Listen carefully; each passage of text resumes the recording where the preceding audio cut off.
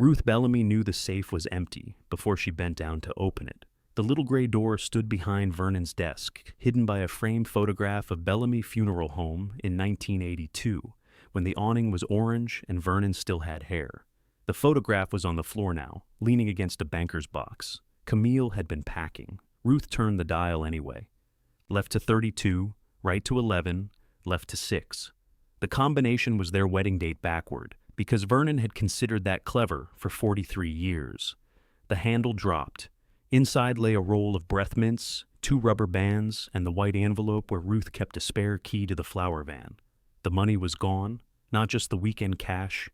The price envelope was gone. The cashier's check from the Wynn family was gone. 3 insurance checks Vernon had been too sick to deposit were gone. Ruth stayed on her knees, one palm pressed to the rug. 9 days earlier, Camille had stood over her father's open casket, powdered a gray place near his temple, and whispered, "I'll take care of everything." Ruth had believed she was talking to Vernon. From the hallway came the rip of packing tape. "Camille! Up here!" Ruth gripped Vernon's desk and raised herself slowly. Her left knee made a dry, clicking sound. Vernon used to call it her castanet, until she told him castanets came in pairs and he had better watch his own joints. The arrangement room looked wrong in daylight. It was designed for soft lamps, low voices, and people deciding between things they had never imagined shopping for. Morning sun exposed fingerprints on the casket catalog and a coffee ring on the end table. Camille had opened the blinds all the way. She always said the room was gloomy.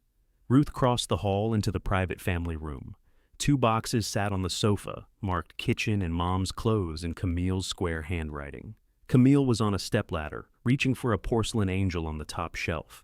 She wore black slacks, a cream blouse, and the tiny gold hoops she put on when she wanted to look reasonable. "Where's the cash from the safe?" Camille's hand stopped around the angel. For a moment, neither woman moved. The air conditioner hummed. Somewhere downstairs, the ice maker dropped a load with a clatter that made Ruth flinch. Camille climbed down. "I deposited what needed depositing. Into which account? Can you sit down? I can stand and ask a question at the same time. Mom? Into which account?" Camille set the angel on the coffee table, not in the box. That frightened Ruth more than an immediate answer would have. "The operating account was overdrawn," Camille said. "The line of credit payment hit Friday. It was not overdrawn by $58,000. I didn't say it was." Ruth stared at her. Camille tucked loose hair behind one ear. Her dark hair was cut at the jaw now, severe and expensive. Vernon had disliked it. Ruth had told him it was not his head. "How much was in that safe?" Camille asked. "You know how much. I want to know what you think was there. Don't talk to me the way we talk to people who've lost track of their paperwork. I'm trying to figure out what Dad told you. Your father is dead. I am aware of that." The sharpness came out before Camille could sand it down. She looked toward the doorway, as if Vernon might still be listening from the office. Ruth walked back across the hall. Camille followed. The safe remained open beneath the old photograph.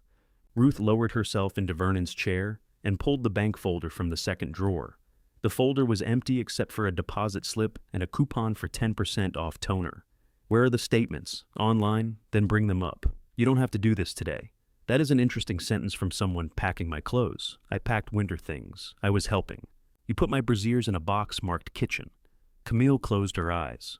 That box was going upstairs. "Then why does it say kitchen?" "Because I ran out of boxes." Ruth almost laughed. It rose unexpectedly and hurt on the way up. So what escaped sounded like a cough. Camille's face softened. "You haven't eaten." "I ate toast." "You made toast." "I saw it in the trash. It was burned." "You always eat burned toast. That doesn't make it good." For 1 second, the old rhythm returned. Camille worrying by accusation. Ruth resisting by detail. Vernon used to stand between them with a butter knife in his hand and say, "Ladies, I have already buried 3 people this week. Do not make me arrange a 4th. Then Ruth saw the open safe again. "Bring up the account." Camille leaned both hands on the desk. "The business is closing." Ruth waited. "The Harlan Group doesn't want the operation," Camille continued. "They want the property. I told you the building needed work. You told me the boiler needed work. The boiler, the roof over the chapel, the west drain, the preparation room ventilation. We're carrying debt on a building nobody needs anymore. People choose direct cremation online. They don't want mahogany paneling and a coffee machine that screams when it finishes brewing. Mrs. Weaver likes that coffee machine.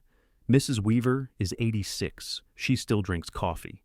Camille pushed away from the desk. This is what you do. I'm trying to explain the situation, and you make it about Mrs. Weaver's coffee. Mrs. Weaver's husband was laid out in that chapel. In 1997. She remembers. Yes. Everybody remembers everything in this building except what it costs. The words landed cleanly. Camille had practiced them somewhere else. Ruth looked at the photograph on the floor. Vernon stood beneath the orange awning with one hand on the hood of their first hearse. Ruth was beside him in a pale blue dress, though the frame cut off half her body. Camille, 5 years old then, had been inside the building with Ruth's sister. That was how Vernon wanted the picture, the new owner and his wife. What did you do with the money? Ruth asked. Camille exhaled. I used it to settle obligations. Whose? The business owed me? No, it did. No, baby? You might believe we owed you. That is not the same thing. Camille's mouth tightened at baby. Ruth seldom called her that anymore, and neither of them liked how it sounded now. I covered payroll twice last year, Camille said. I paid for the new removal cot. I put my own money into the refrigeration repair. Dad promised me equity if I came back. Your father promised things when he was scared. He promised me before he got sick. He also promised to take me to Savannah for our anniversary every year since 2009. We went once, and he complained about parking. This isn't funny. No. Ruth opened the center drawer and moved aside Vernon's magnifying glass. Beneath it were 3 blank receipt books, a tin of throat lozenges, and a stack of prayer cards left over from funerals nobody remembered now. The filled receipt book should have been there. Where's the red receipt book? I don't know. You used it Saturday with Mr. Clay. I said I don't know. Lillian Price paid $4,100 in cash. It was in an envelope with her name written twice because Vernon's hand shook the first time.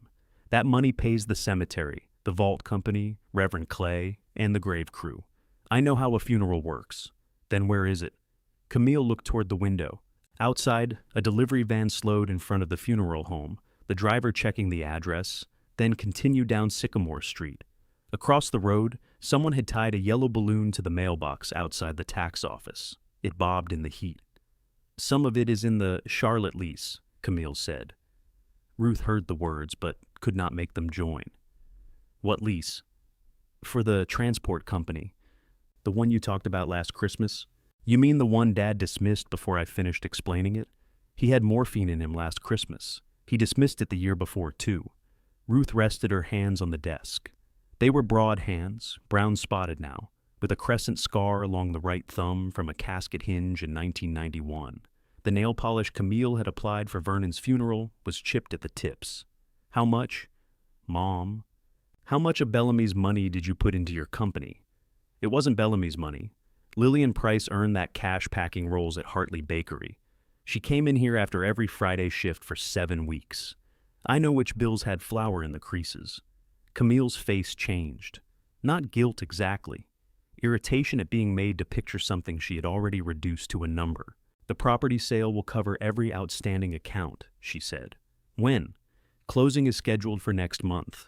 Scheduled is not closed. It will close. And Marcus Price is lying downstairs today. Camille looked away again. That was the answer Ruth had not wanted. Marcus had died at 58 after a stroke in a loading bay. His sister had chosen a walnut-finished casket because Marcus liked dark wood and hated anything shiny. His service was set for Thursday. The grave opening had to be paid by 3 that afternoon, or the cemetery would move the burial to the following week. You knew, Ruth said. I knew the file was active. You took the money knowing he was here. I took compensation I was owed. I believed there was enough credit to carry the arrangements until closing. Did you call the cemetery? I was going to. Did you call them? No. Did you ask whether they would carry us? No, then you didn't believe. You hoped. Camille picked up the old photograph and slid it into the box marked kitchen. Ruth reached across the desk. Take that out. It's glass. It needs to be packed. Take it out. Camille did. She set it face down on the desk. The telephone rang. Both women looked at it. Bellamy Funeral Home's landline had a double ring, bright and old-fashioned. Ruth had asked Vernon to replace it for years. After he got sick, The sound had become a command she obeyed before thought. On the third ring, she answered, "Bellamy Funeral Home. This is Ruth." A woman breathed on the other end, not crying, holding herself above it. "Ms. Bellamy, it's Lillian Price." Ruth kept her eyes on Camille. "Yes, ma'am. I got a call from Greenlawn. They said they haven't received anything, and I know I handed that money to Mr. Bellamy himself. I know everybody's grieving him, and I hate to bother you, but they're saying Thursday might not happen." Camille mouthed, "Let me talk to her." Ruth turned her chair slightly away. "You are not bothering me," she said. "I've got people taking off work. Marcus's old supervisor is driving from Tennessee. Reverend Clay said the programs are already being printed." "I know." There was a pause. "Is something wrong?" "Yes," Ruth said. "Something is wrong." Camille stepped closer. Ruth lifted one hand, and her daughter stopped.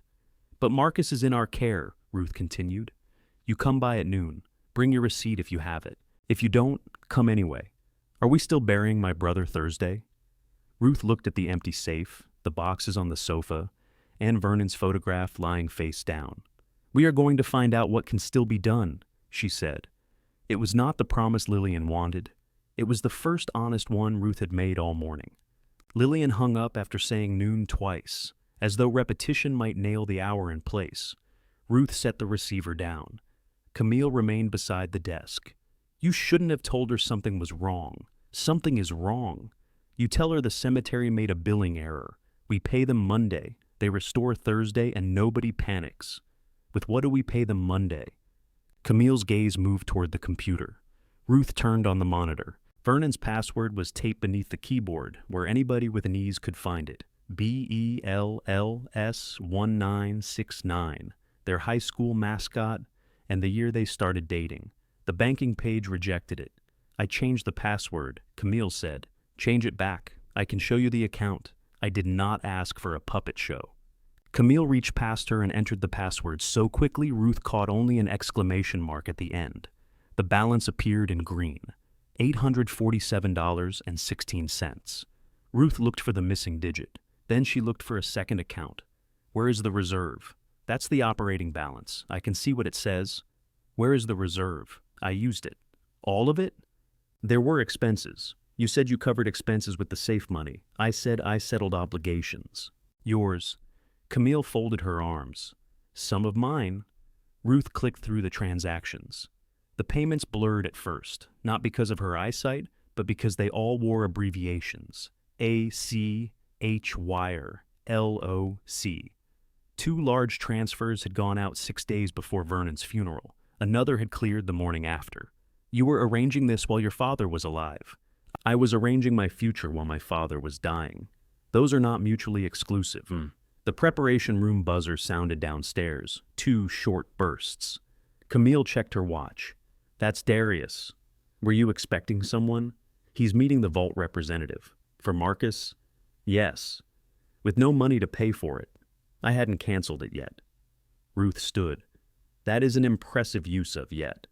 The service elevator groaned from below.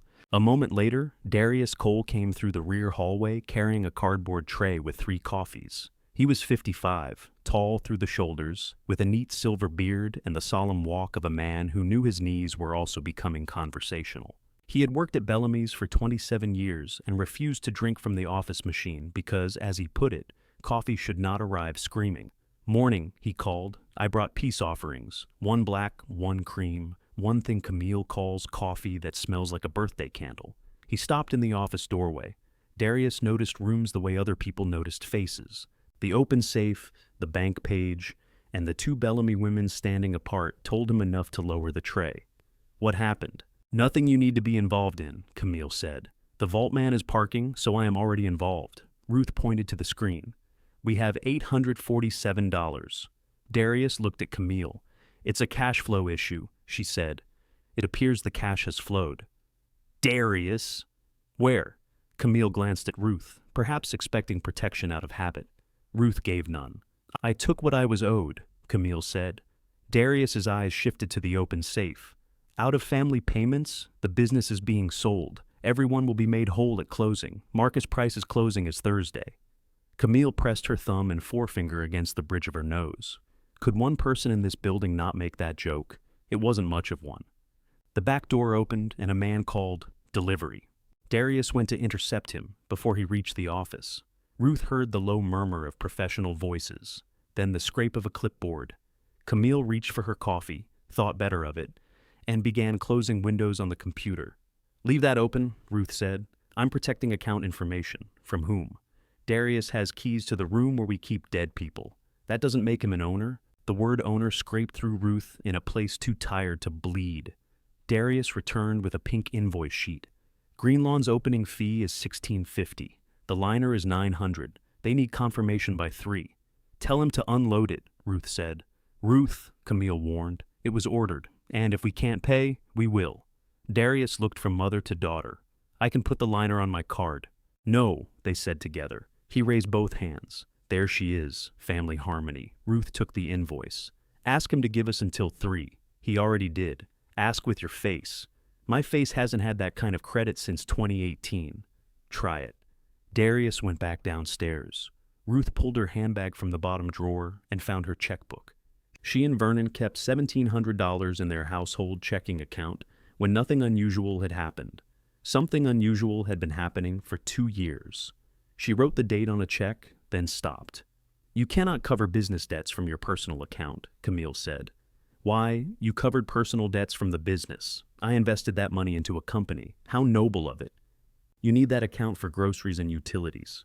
"I need Lillian Price not to discover her brother's grave was traded for a warehouse lease." "It is not a warehouse. It's a dispatch facility." Ruth tore the blank check from the book, folded it once, and put it back in her purse. Camille watched her. "What are you doing?" "Thinking. You were writing a check. And then I thought, about what? How much I resent explaining every movement of my own hand." The office door opened at 11:53. Lillian Price had arrived early. She wore her bakery uniform under a navy cardigan, despite the heat, with a dusting of flour above one pocket. A large brown envelope was tucked under her arm. Her face was broad and handsome, and she had pinned her hair up with 2 silver clips that did not match. Ruth went to meet her in the arrangement room. Lillian did not sit. She opened the envelope and laid out receipts in a row on the table. 7 narrow white slips, each bearing Vernon's wavering signature. The last receipt was for $1,600. Ruth remembered that Friday. Vernon had insisted on coming downstairs after chemotherapy and nearly fell beside the copier. "That's $4,100, Lillian said.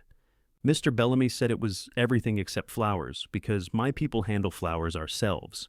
It should have been everything." "Should have?" Camille entered carrying a legal pad. "Miss Price, I'm Camille Bellamy. We met when you brought in Marcus's suit. I know who you are." Camille pulled out a chair. "Please sit down. I sit 10 hours a day decorating cakes. I can stand for this." Camille placed the pad on the table, as if she had intended to sit alone. "The funeral home is in a temporary transition. Your funds were applied to general operating costs, which is common." "No," Ruth said. Camille paused. Lillian looked at Ruth. "Your money was taken out of the business," Ruth said. "It is not here." The sounds from downstairs seemed to rise into the room. A faucet running, a cabinet shutting, Darius's footsteps crossing tile. Lillian touched the final receipt with one finger. "Taken by who?" Ruth felt Camille go still beside her. "By my daughter." "Mom, she says the business owed her money. Your account was mixed with ours, and that should not have happened. You told me the money would sit there until Marcus needed it. I did. Mr. Bellamy told me that too." "Yes, and it didn't?" Ruth could have said Vernon's illness had disrupted deposits. She could have said Camille believed she had authority. She could have described how funeral homes carried invoices and balanced payments across services. All of it would have sounded like curtains drawn in front of an empty room. "No," she said. Lillian gathered the receipts into a stack, tapping their edges against the table. "My brother wore the same work boots for 11 years. You could see his socks through one of them, but he wouldn't buy another pair because he said they still had 7 good sides." A smile twitched at Darius's mouth where he stood unnoticed in the doorway. It disappeared when Lillian continued. "I told him I was paying here because I did not want to be begging when the day came. I've watched people pass a plate at a funeral to pay the man burying them. I wasn't doing that." "You won't have to," Ruth said. With respect, Ms. Bellamy, you don't have my money. No. And you don't have the cemetery money. No. Camille stepped in. I can contact Greenlawn and reschedule. Monday would give us, Thursday is his birthday, Lillian said. Camille's mouth remained open. He would have been 59. That's why I chose it. I figured if I had to put him somewhere, I could put one date on the stone instead of two. Lillian looked down at the table. It seemed tidy at the time. Ruth sat beside her, though Lillian had not. They need 2,550 by 3. We have 847 in the business account. I can cover some personally, but not all today. I'm calling the cemetery owner. Greenlawn is owned by Morrow Holdings, Camille said quietly. There's no cemetery owner to call. Then I'll call whoever believes they are. Lillian returned the receipts to the envelope. If you can't do it Thursday, you tell me before I tell everybody else. I will, and I want Marcus out of here if this place is closing. Lillian, Camille said, we remain fully licensed and operational through the sale. I wasn't talking about a license. That silenced the room. Lillian left without shouting. Ruth would almost have preferred shouting. Anger filled a room and gave everyone something to clean afterward. Lillian's restraint stayed behind like a smell. Darius followed her to the door. Camille began collecting the water glasses nobody had touched. You humiliated me. Ruth stared at her daughter. That is what you found humiliating? You could have explained the transition without accusing me in front of a client. She is not a client. Her brother is downstairs. That does not change what she is in relation to the business. It changes what we are in relation to her. Camille carried the glasses to the kitchenette. One slipped against another in her hand, making a bright little crack. She set them down too hard. Darius returned. Lillian's sitting in her car. Ruth looked toward the front window. She's not leaving, he added. She says she has to be back at work by 1, but she isn't leaving until she knows whether Thursday is possible. Camille took her handbag from the family room. I have a call at 12:30. About Charlotte? Ruth asked. Yes. You are going? I cannot solve this while you make me the devil in every room. No one made you take that money. Camille's eyes shone, but her voice stayed level. No. You and Dad only made sure there was never another way for me to be paid. She walked out through the side entrance. The door closed softly, which was worse than a slam. Ruth stood in the middle of the arrangement room with the cemetery invoice in one hand. Darius pulled out a chair. Sit, he said.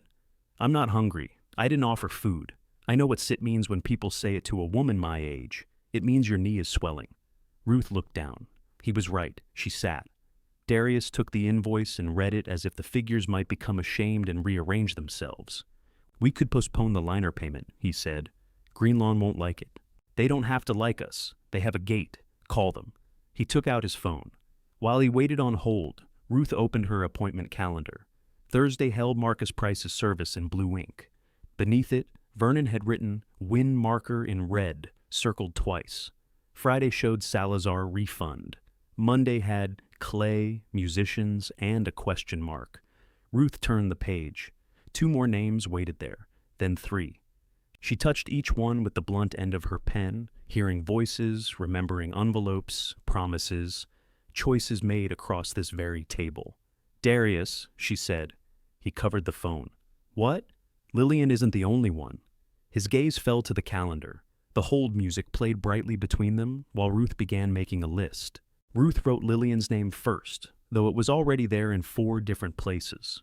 Under it, she put Arthur Wynne, marker, Salazar, refund, Clay, musicians, then Nora Gibbs, Edwin Shaw, and Mabel Foster. Mabel's name had a check beside it in Vernon's hand. Ruth could not remember what the check meant. She hated that. Greenlawn, Darius said into his phone. This is Darius Cole at Bellamy. I need to speak with whoever can authorize a delayed liner payment. He listened, then looked at Ruth. Yes, I understand you don't authorize delayed liner payments. That is why I need whoever can. The person on the other end spoke long enough for Darius to lean back and inspect the ceiling. No, ma'am, I don't think being acquired by a holding company is bad news. Congratulations to everybody holding. Ruth held out her hand. Darius surrendered the phone. This is Ruth Bellamy, she said. Who am I speaking with?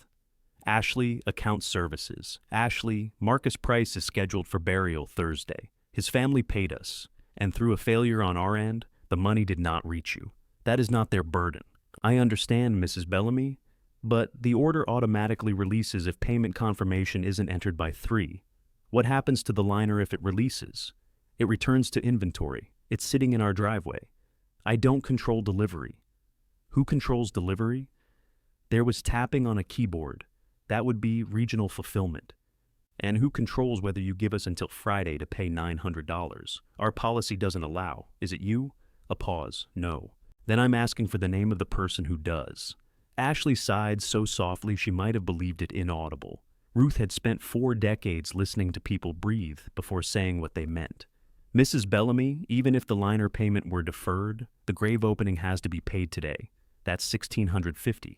I can pay that. Darius turned toward her. And $300 of the liner, Ruth added. The remaining $600 Friday morning. Let me ask my supervisor. The call went silent. No music this time. Darius lowered his voice. You have $1,950? Between the business account and ours. Ruth, don't begin. I haven't selected a beginning yet. Select one that helps.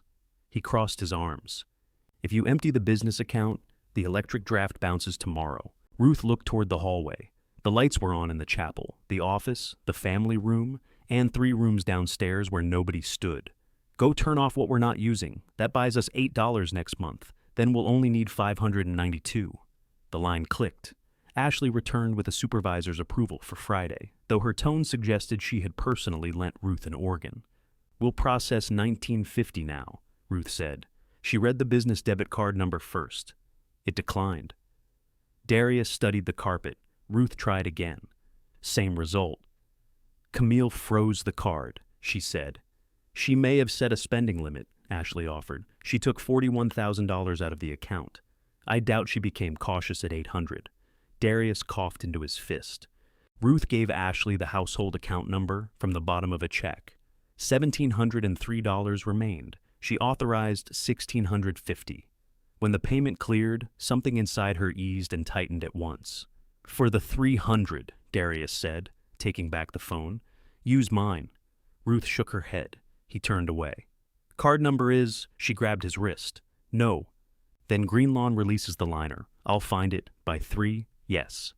With $53 at home and a frozen business card, we have $847 in the account, which you can't access. I can go to the bank. It's 12:20. The bank is 6 blocks away.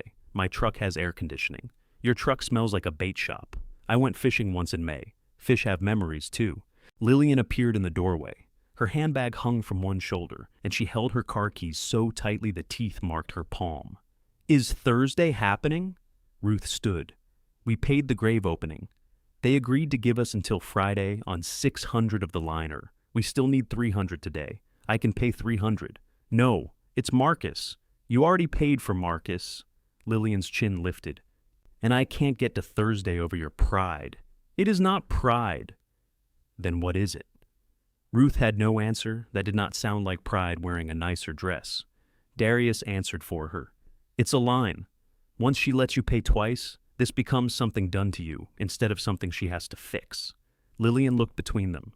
I don't care whose line it is. I care where my brother is Thursday. And he will be there, Ruth said. Give me an hour. Lillian put her keys into her handbag. I'm calling at 2.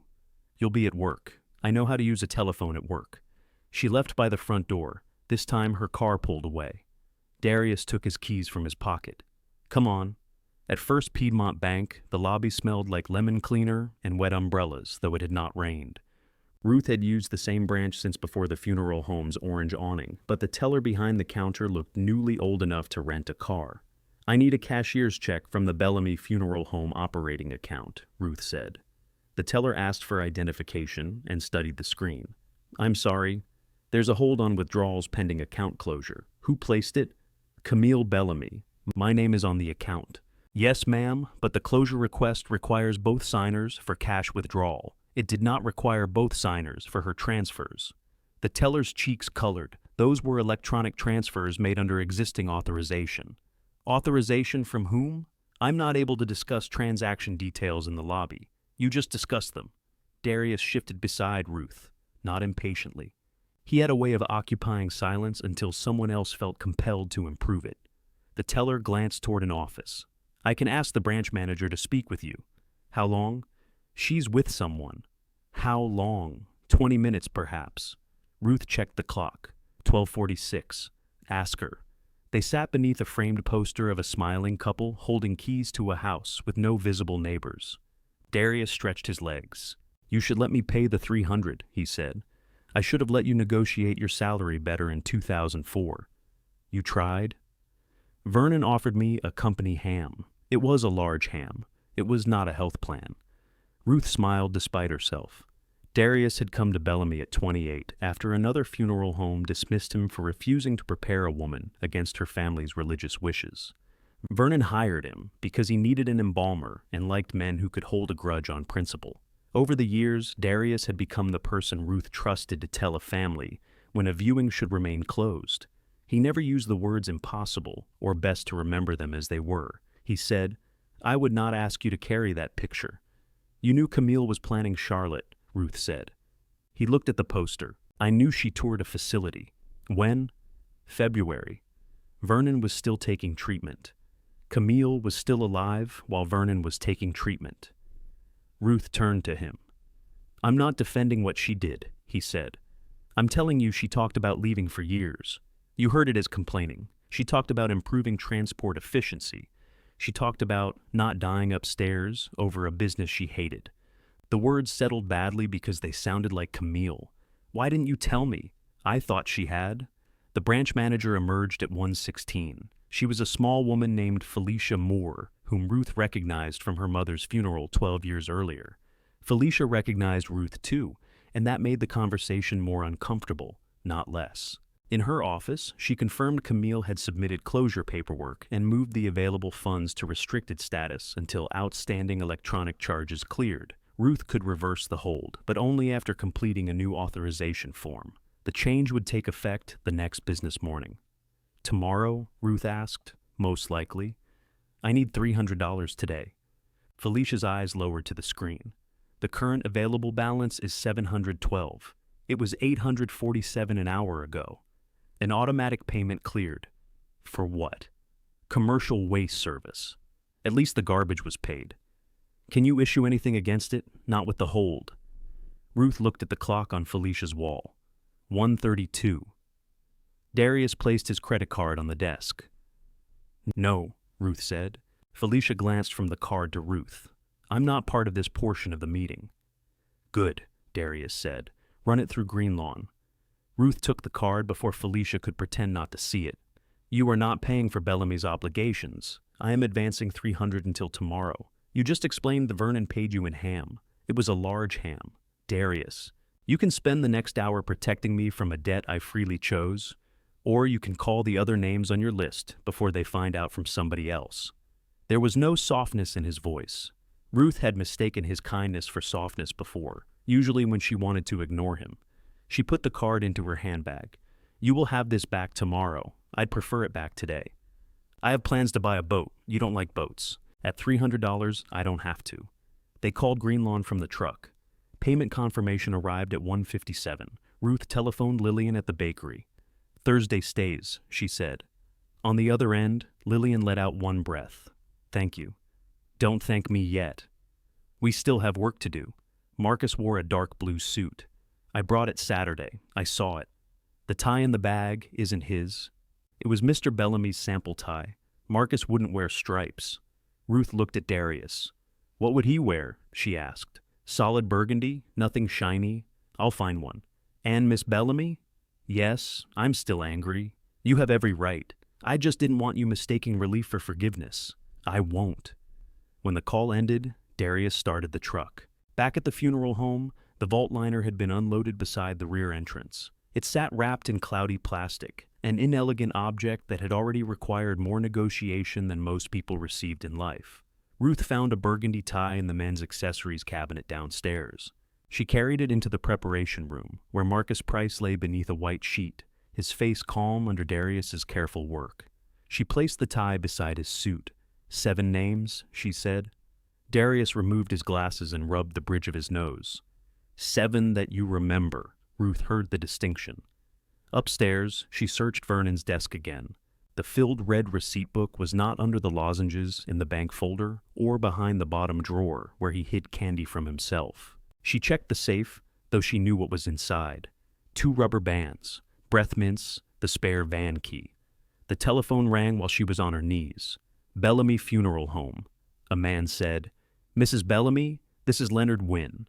Greenlawn called me about Arthur's marker." Ruth closed her eyes.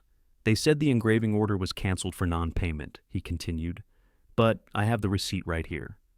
Ruth reached for her list. "Mr. Wynne," she said, "I need you to tell me exactly what we promised you. What you promised or what your husband wrote down." A cold little space opened beneath her ribs. "Are they different?" Leonard Wynne was quiet long enough to answer. "Yes, ma'am," he said. "They are. Tell me the difference." "My receipt says the standard granite marker, Arthur James Wynne, dates, and beloved husband. What your husband sent Greenlawn says Arthur J. Wynne, dates, and devoted brother."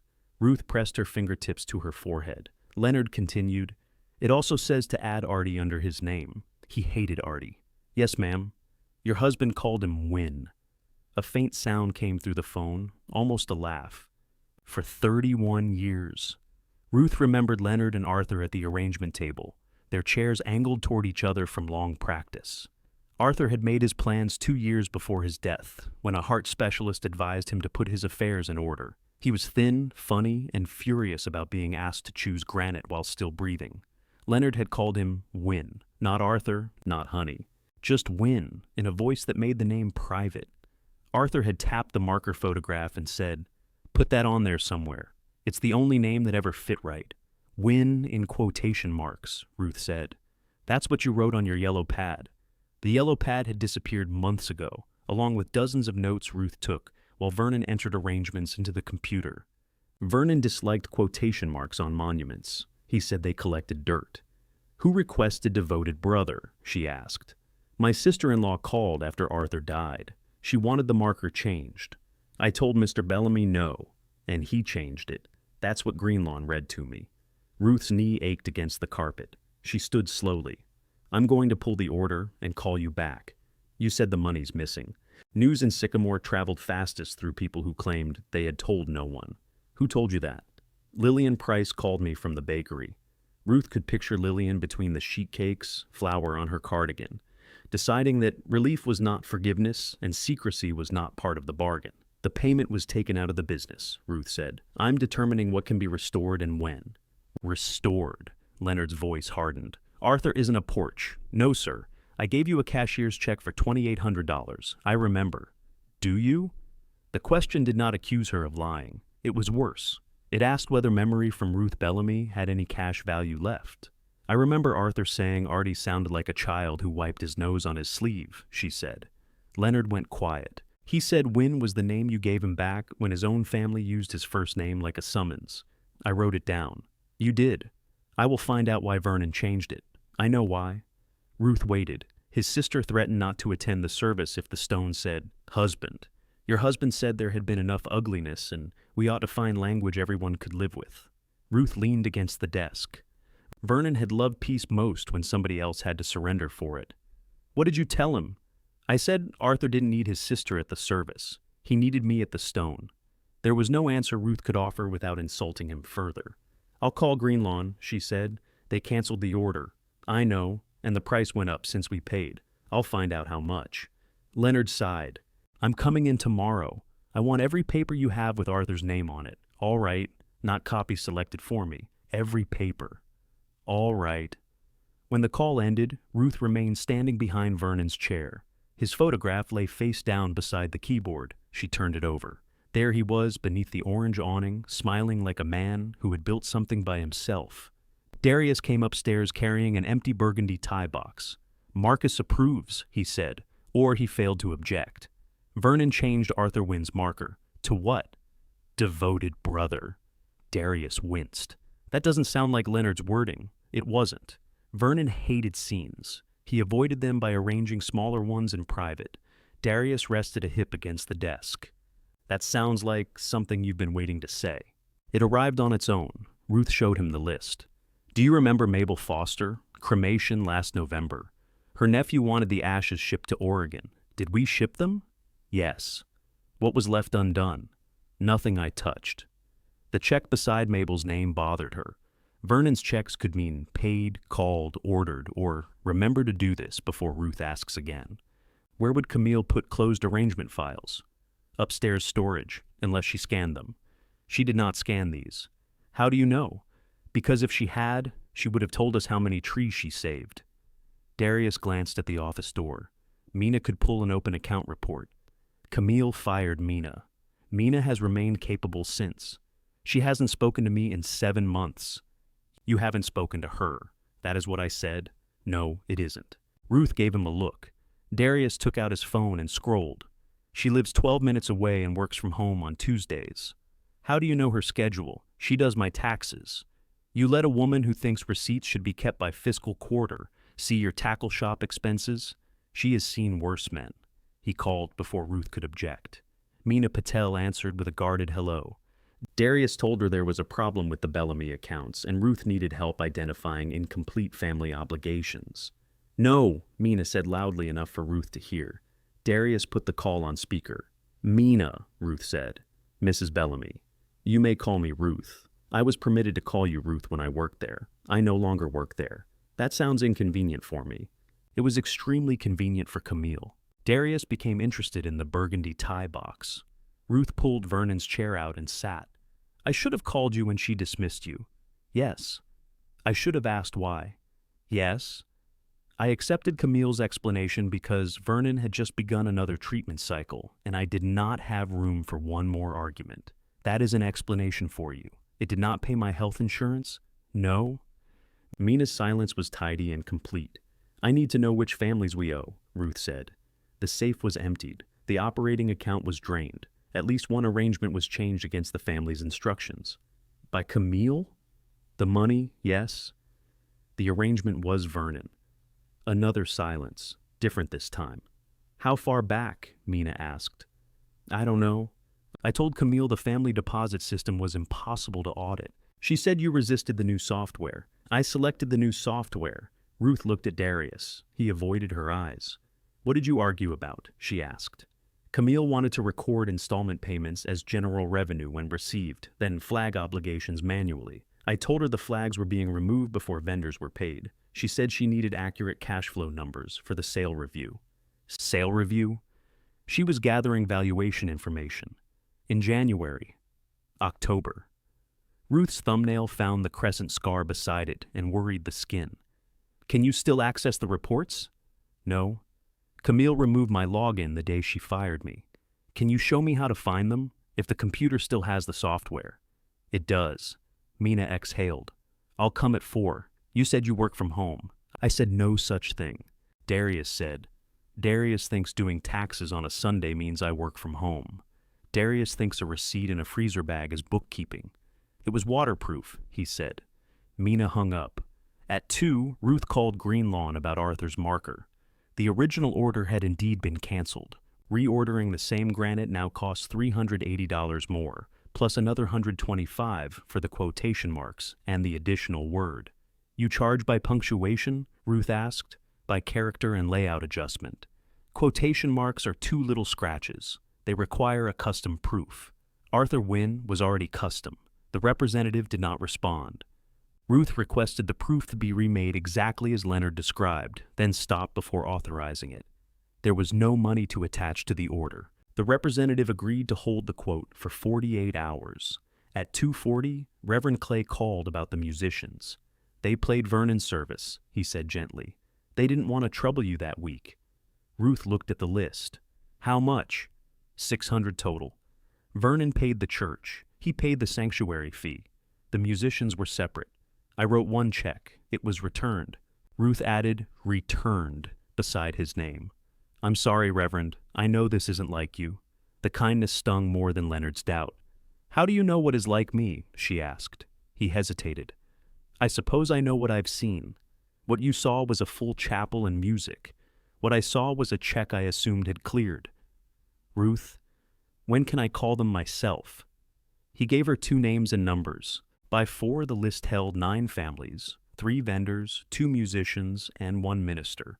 who insisted he did not need his honorarium, but had written the amount down anyway. Mina arrived at 4:10, wearing gray trousers, flat red shoes, and an expression usually reserved for poorly constructed bridges. She carried a laptop bag, but no greeting. She had worked for Bellamy's for 14 years. Ruth remembered her first week, when Vernon tried to explain petty cash, and Mina asked whether he wanted an accounting system or a folklore tradition.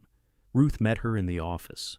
Vernon's photograph remained on the desk. The safe remained open. Mina looked inside it without bending. Camille took the paper receipt book too. It's missing. She always complained about the paper book. Vernon liked it. Vernon liked carbon copies because computers could not glare at him. Darius brought coffee from the tray, now cold. Mina accepted it, tasted it, and said, "This is punishment. It was warm 4 hours ago. So was the weather. I don't drink that either." She sat at the computer. Ruth gave her the password Camille had entered earlier, only as far as she remembered it. Mina guessed the rest on her third attempt. "Camille uses the same format," she said. "That does not reassure me. It was not intended to." The accounting software opened to a dashboard filled with colored boxes. Mina clicked through menus while Ruth stood close enough to see, but not close enough to seem helpless. "Here are unpaid vendor invoices," Mina said. "Here are family credits. Here are arrangements with deposits received but no matching disbursement." "How many?" "The system says 4. Ruth placed her handwritten list beside the keyboard. "I have 9. The system is lying." "Computers don't lie," Darius said. Mina looked at him. "Computers lie beautifully. They simply require a person to teach them." She opened an audit log. Rows of entries appeared, each with dates and initials. CB had removed flags from 6 accounts. VB had altered 3 descriptions. 2 showed both sets of initials within days of each other. Ruth read the names: Lillian Price, Arthur Wynne, Gloria Salazar, Edwin Shaw, Mabel Foster. "Can you restore the flags?" she asked. "I can show you what was changed. Restoration won't restore the money." "I understand." Mina scrolled farther. "There are incomplete files that were never entered properly. For those, we need the paper book. Camille says she doesn't know where it is." Mina's hand stopped on the mouse. "What?" Ruth asked. "The day she fired me, she took 3 banker's boxes to her car. Receipt books, old ledgers, canceled orders. She said they were needed for the sale review. She packed them. I watched her." Ruth looked at the box on the sofa marked kitchen, then at Vernon's photograph on the desk. Camille had not misplaced the red receipt book. She had carried it away months before she emptied the safe. Ruth called Camille before Mina could close the audit log. "Where are the 3 boxes you took from the office?" Silence answered first. Ruth could hear road noise, then a turn signal clicking. "What boxes?" "The receipt books, old ledgers, and canceled orders." "Who told you that? Does the answer change where they are?" "Mina has no business in that building. She has more business in it than our money does in Charlotte." Mina's hands remained on the keyboard. Darius had moved to the window, granting the conversation privacy without leaving the room. Camille said, "Those records were collected for due diligence. Some contain confidential information. The people in those records trusted Bellamy Funeral Home, not the trunk of your car. They're not in my car." "Where?" "At my apartment." "Bring them. I have a call with the equipment lender at 5. Then bring them at 6. You don't get to order me around because Mina showed up and made you feel competent." Ruth looked at Mina. Her expression did not change, but one eyebrow rose slightly. "I felt competent before Mina arrived," Ruth said. "Now I have dates. I did not steal those files. I did not use that word. You arranged it so everybody else would. Bring the boxes at 6. Camille hung up. Darius turned from the window. That went well. She didn't say no. She also didn't say yes. Camille says no in complete sentences. Everything else is negotiation. Mina clicked another line in the audit log. She removed an outstanding payment flag from the price account 6 weeks ago. Why? Reports for a potential buyer would show fewer open liabilities. She knew Marcus hadn't died yet. The arrangement was prepaid. The obligation existed whether he died or not. Ruth looked at the date. Vernon had been in the hospital that week. Camille brought his electric razor and complained that he refused to let a nurse shave him. Ruth remembered sitting beside his bed with a towel tucked under his chin while Camille took calls in the corridor. Did she take money then? I can't tell from this screen. I can tell she changed how the account appeared. Mina printed the audit pages. The printer awakened with a grinding complaint. I need paper statements from the bank, vendor balances, and every receipt book you can find, she said. Not just the red one. How long will it take? To do correctly? Yes. 3 days, if the records are complete. And if they aren't, Mina looked toward the safe. You will learn to enjoy uncertainty. At 5:30, Ruth sent Darius home. He refused. You have been here since 8, she said. So have you. I live upstairs. You currently have 2 coffee cups and a box of braziers upstairs. Kitchen. That improves nothing.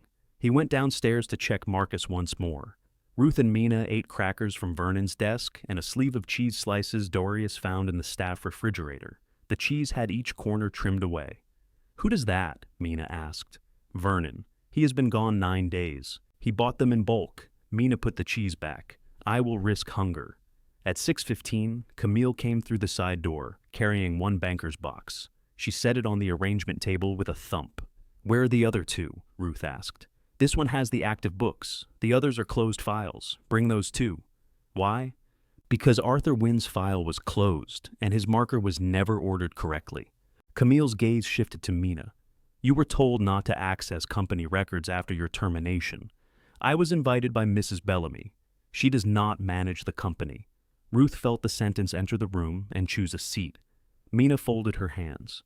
Then perhaps the person who manages it can explain why deposit flags were removed from unpaid accounts. I standardized the reporting. You made liabilities invisible. I moved them into notes. Notes do not appear on the sales summary. This is exactly why I let you go. No. You let me go because I kept printing the notes. Camille gripped the edge of the box. She looked exhausted now that her reasonable face had been used up. A pale groove marked one side of her nose from glasses she had removed before entering. I brought what Mom needs, she said. I'm not debating internal procedure with someone who no longer works here. Ruth opened the box. The red receipt book lay on top. Beneath it were 2 black ledgers, a plastic folder of canceled checks, and arrangements held together with brittle rubber bands. The smell of dust and carbon paper rose from the box. She found Lillian's receipts immediately. Each payment was recorded, including the final $1,600. Beside the total, Vernon had written, paid in full, and underlined it. Camille watched her read. You saw this before you took the cash, Ruth said. Yes. You knew the money was assigned. I knew all business revenue was used to meet business needs. A Charlotte lease is not a Bellamy business need. My deferred salary was. How much salary? Camille took a folded sheet from her handbag and placed it on the table. $34,000 over 4 years, based on the difference between what Dad paid me and the rate he promised. Promised when? June 2021. In writing? No. Dad didn't put family agreements in writing. No, Ruth said. He put them in people's memories and made them fight. Camille's face flickered. For once they were standing on the same side of something, though the place was narrow. Mina examined the sheet. You calculated interest. I carried expenses on my credit cards. You calculated interest on salary. I calculated the cost of not having it. You transferred $56,800, Mina said. $11,000 covered the refrigeration loan and the copier contract. $6,000 repaid my cards. The rest was mine. The rest included family deposits. The account did not separate dollars by origin. Your mother did, Mina said, tapping the red book. Camille turned to Ruth. Do you know how many times I told Dad this system was dangerous? Cash in a safe, names on envelopes, you remembering who needed what. He'd waive a fee because somebody's cousin fixed his tire in 1986. Then I would spend Sunday night deciding which vendor could wait. You also decided Lillian could wait.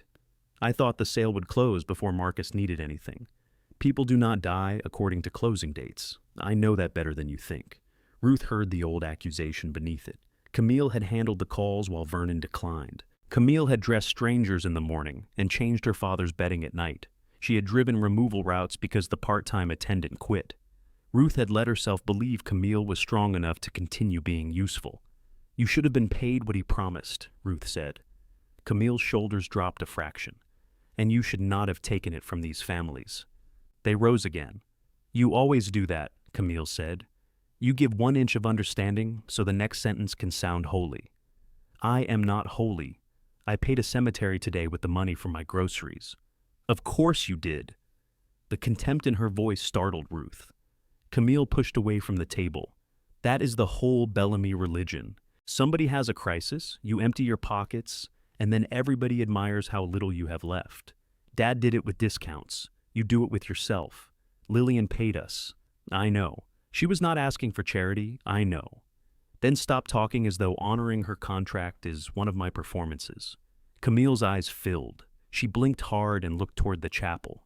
Darius appeared at the far end of the hall, then quietly retreated downstairs. Camille spoke without looking back. My lender called this afternoon. They saw the withdrawals were from a business pending sale. They want documentation that the money was a valid distribution. Was it? I believed it was. That is not what they asked. No. The admission sat between them. What happens now? Ruth asked.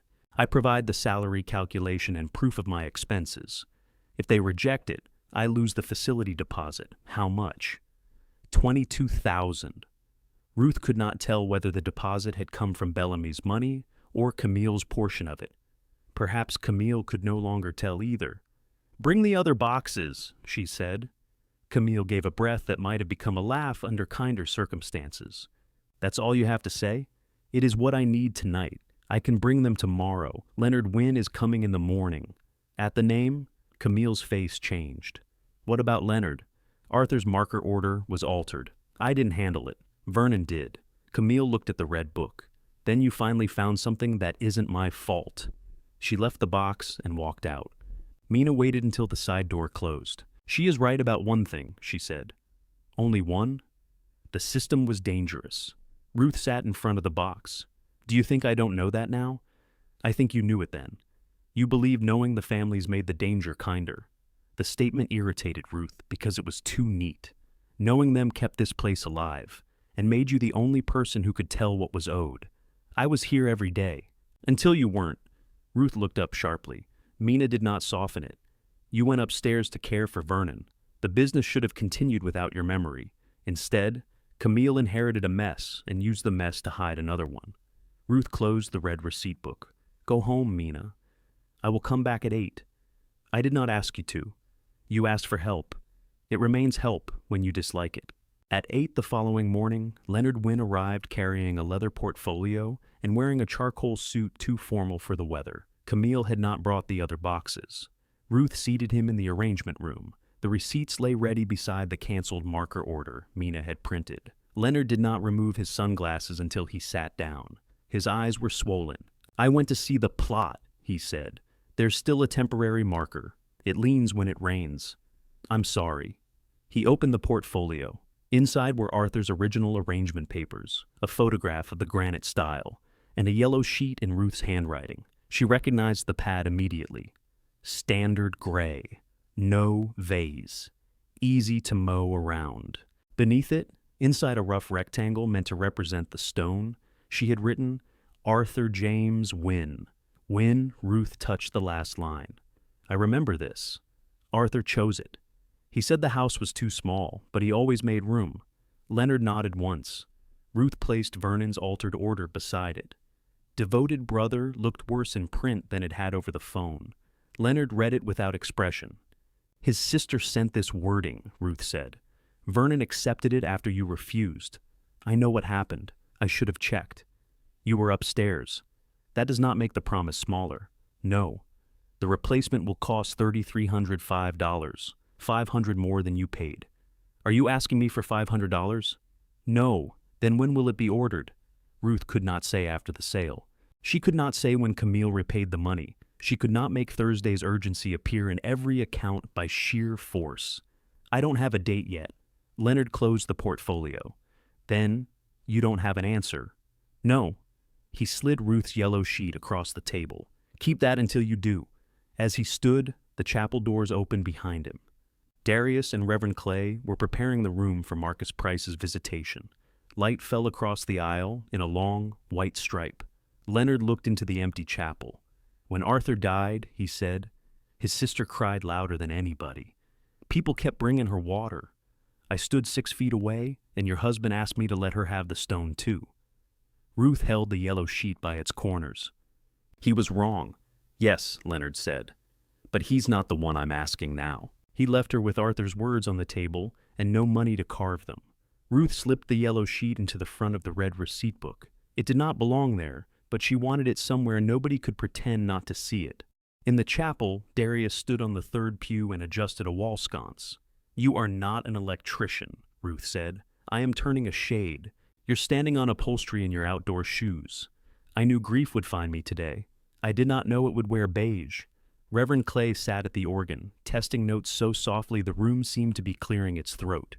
He was a round man with long fingers and a voice that could make a grocery list sound merciful. 2 musicians were due at 5, both still unpaid for Vernon's service. Ruth approached him. "I called Ms. Green and Mr. Tate. I heard. They were gracious. They are gracious people. That made it worse. It often does." She took an envelope from her pocket. Inside was the $53 left in her household account, withdrawn before the bank could charge a fee for having almost nothing. "This is all I can give them today." Reverend Clay did not touch it. "Keep it." They played for Vernon. They agreed to wait. Did they agree, or did you ask in that voice? What voice?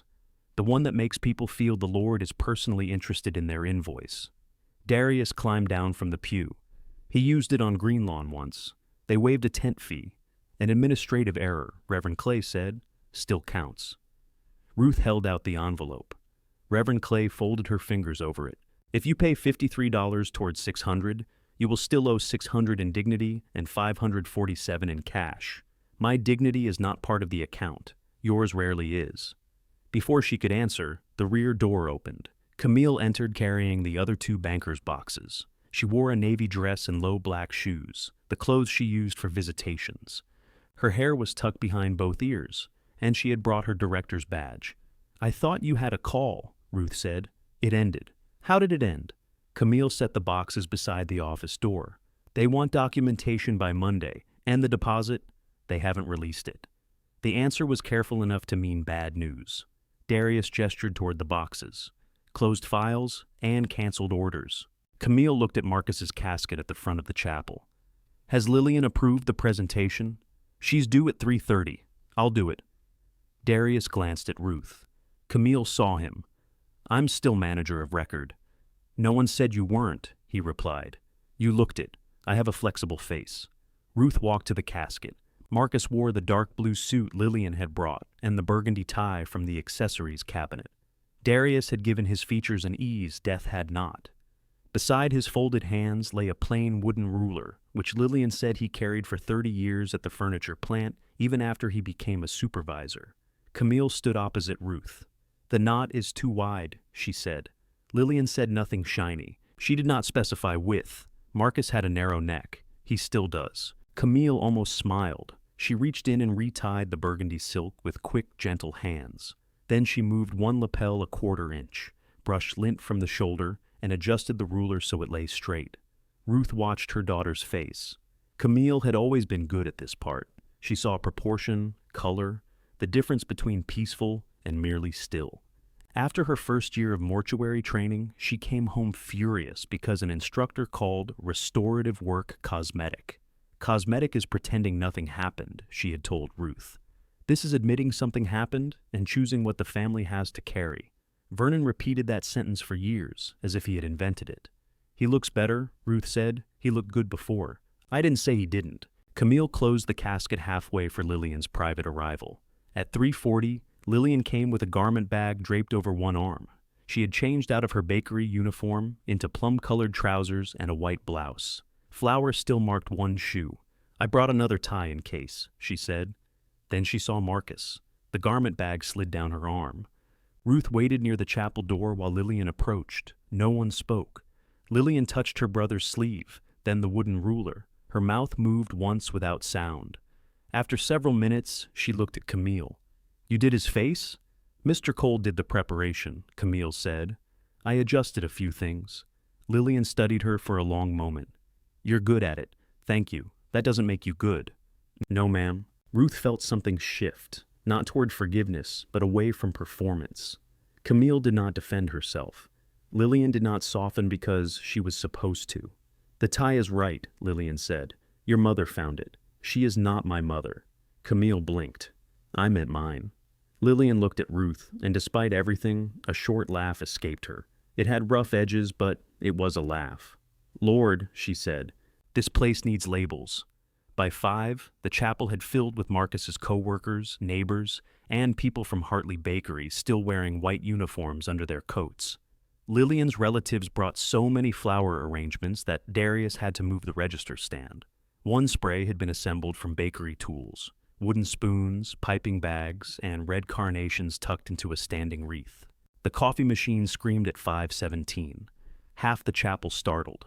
Mrs. Weaver, seated nearest the family room, called, "That means it's ready," and rose before anyone could stop her. Ruth poured coffee for people who did not know their money was gone, and for others who clearly did. Lillian had told someone, and someone had handled the information with the usual care of a lit match. Conversations lowered when Camille passed. One man refused a cup from her and accepted the same cup from Darius. Camille kept working. She found extra chairs, located safety pins for a loose hem, and guided an elderly co-worker to a room where he could compose himself privately. When a woman asked whether Bellamy's was closing because Camille had robbed it, Camille said, "Tonight is for Marcus. I'll answer for myself another time." Ruth heard her from the doorway. "Answer for myself. Not explain. Not correct." At 7:30, Camille's phone vibrated. She glanced at the screen and stepped outside. Ruth found her 10 minutes later beneath the side awning, standing near the flower van. Rain had begun in thin, dark dots on the pavement. "Charlotte?" Ruth asked. "The lender. What did they say?" "That they need a letter from the company's accountant. Mina will not write one saying the transfer was valid." "I know. Will you ask her?" Camille turned. "Do you think I'm going to corner a woman I fired and make her lie? I no longer know what you think you're entitled to." Rain ticked against the metal awning. Camille folded her arms. "They may cancel the lease if I can't prove the distribution was authorized." "Was it authorized?" "Dad authorized my compensation. That is not what I asked." "No," Camille said. "You did not authorize the transfer." Ruth had wanted the admission. Now that it arrived, it felt smaller than the thing it described. "Why didn't you ask me?" Camille looked through the side window toward the chapel. "Because you would have said no. You could have been rightfully paid and still left enough to honor these arrangements." "No, Mom. There wasn't enough for both." The honesty of it left Ruth cold. "You chose yourself, for once. Not over me, over Lillian, Leonard, people who never asked you to stay here. Everybody who came through that door asked us to stay. They called at dinner, they knocked upstairs. They found Dad at church. They sent you home with casseroles and believed that made it equal. You think they took your life. I think you gave it away and expected me to be proud of the inheritance." Inside, Reverend Clay began the closing prayer. His voice carried faintly through the glass. Ruth said, "You still took what wasn't yours?" "Yes." Camille did not look away. The rain thickened. For several seconds, neither moved. Then Camille opened the door for Ruth, and they went back inside to stand near Marcus Price together. The next morning, the sky was clean and painfully blue. Greenlawn's crew had opened the grave, and the liner sat ready beneath a square of green fabric. Lillian placed one hand on Marcus's casket before it was lowered. "Happy birthday, Hardhead," she whispered. Ruth stood several paces behind the family. She was not directing the service. Her license had lapsed 18 months earlier while Vernon was in treatment, and renewing it had seemed like a task for a future that kept getting postponed. Darius signed the burial documents under his current license. Camille coordinated the procession and stood at the head of the grave in her director's coat. No one watching would have guessed which woman had paid Greenlawn, which had taken the money, or which one was legally responsible for the body reaching the ground. Funeral work had always depended on appearances arriving in the proper order. After Reverend Clay's final words, Lillian remained beside the grave while the others returned to their cars. Ruth approached her. "The 600 is due tomorrow," she said. "I'm not asking you for it. I'm telling you because I said I would tell you what remained." Lillian watched the workers prepare to lower the liner lid. "What happens if you don't pay? They charge a late fee and stop accepting Bellamy services. You have other burials scheduled? One next week. Paid? I'm finding out." Lillian nodded slowly. "Marcus got what I paid for." "Yes. That doesn't mean this is finished."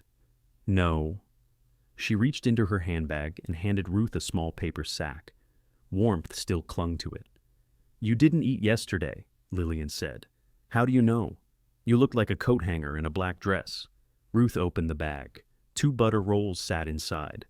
"This is not forgiveness," Lillian added. "I know, it's bread, I know that too." Back at Bellamy's, Mina waited at the arrangement table with one of the newly returned boxes open. Receipts and canceled checks covered the surface. Darius had gone to the bank and withdrawn $712 after the hold lifted. He placed the cash beside Ruth. "Pay Greenlawn $600, he said.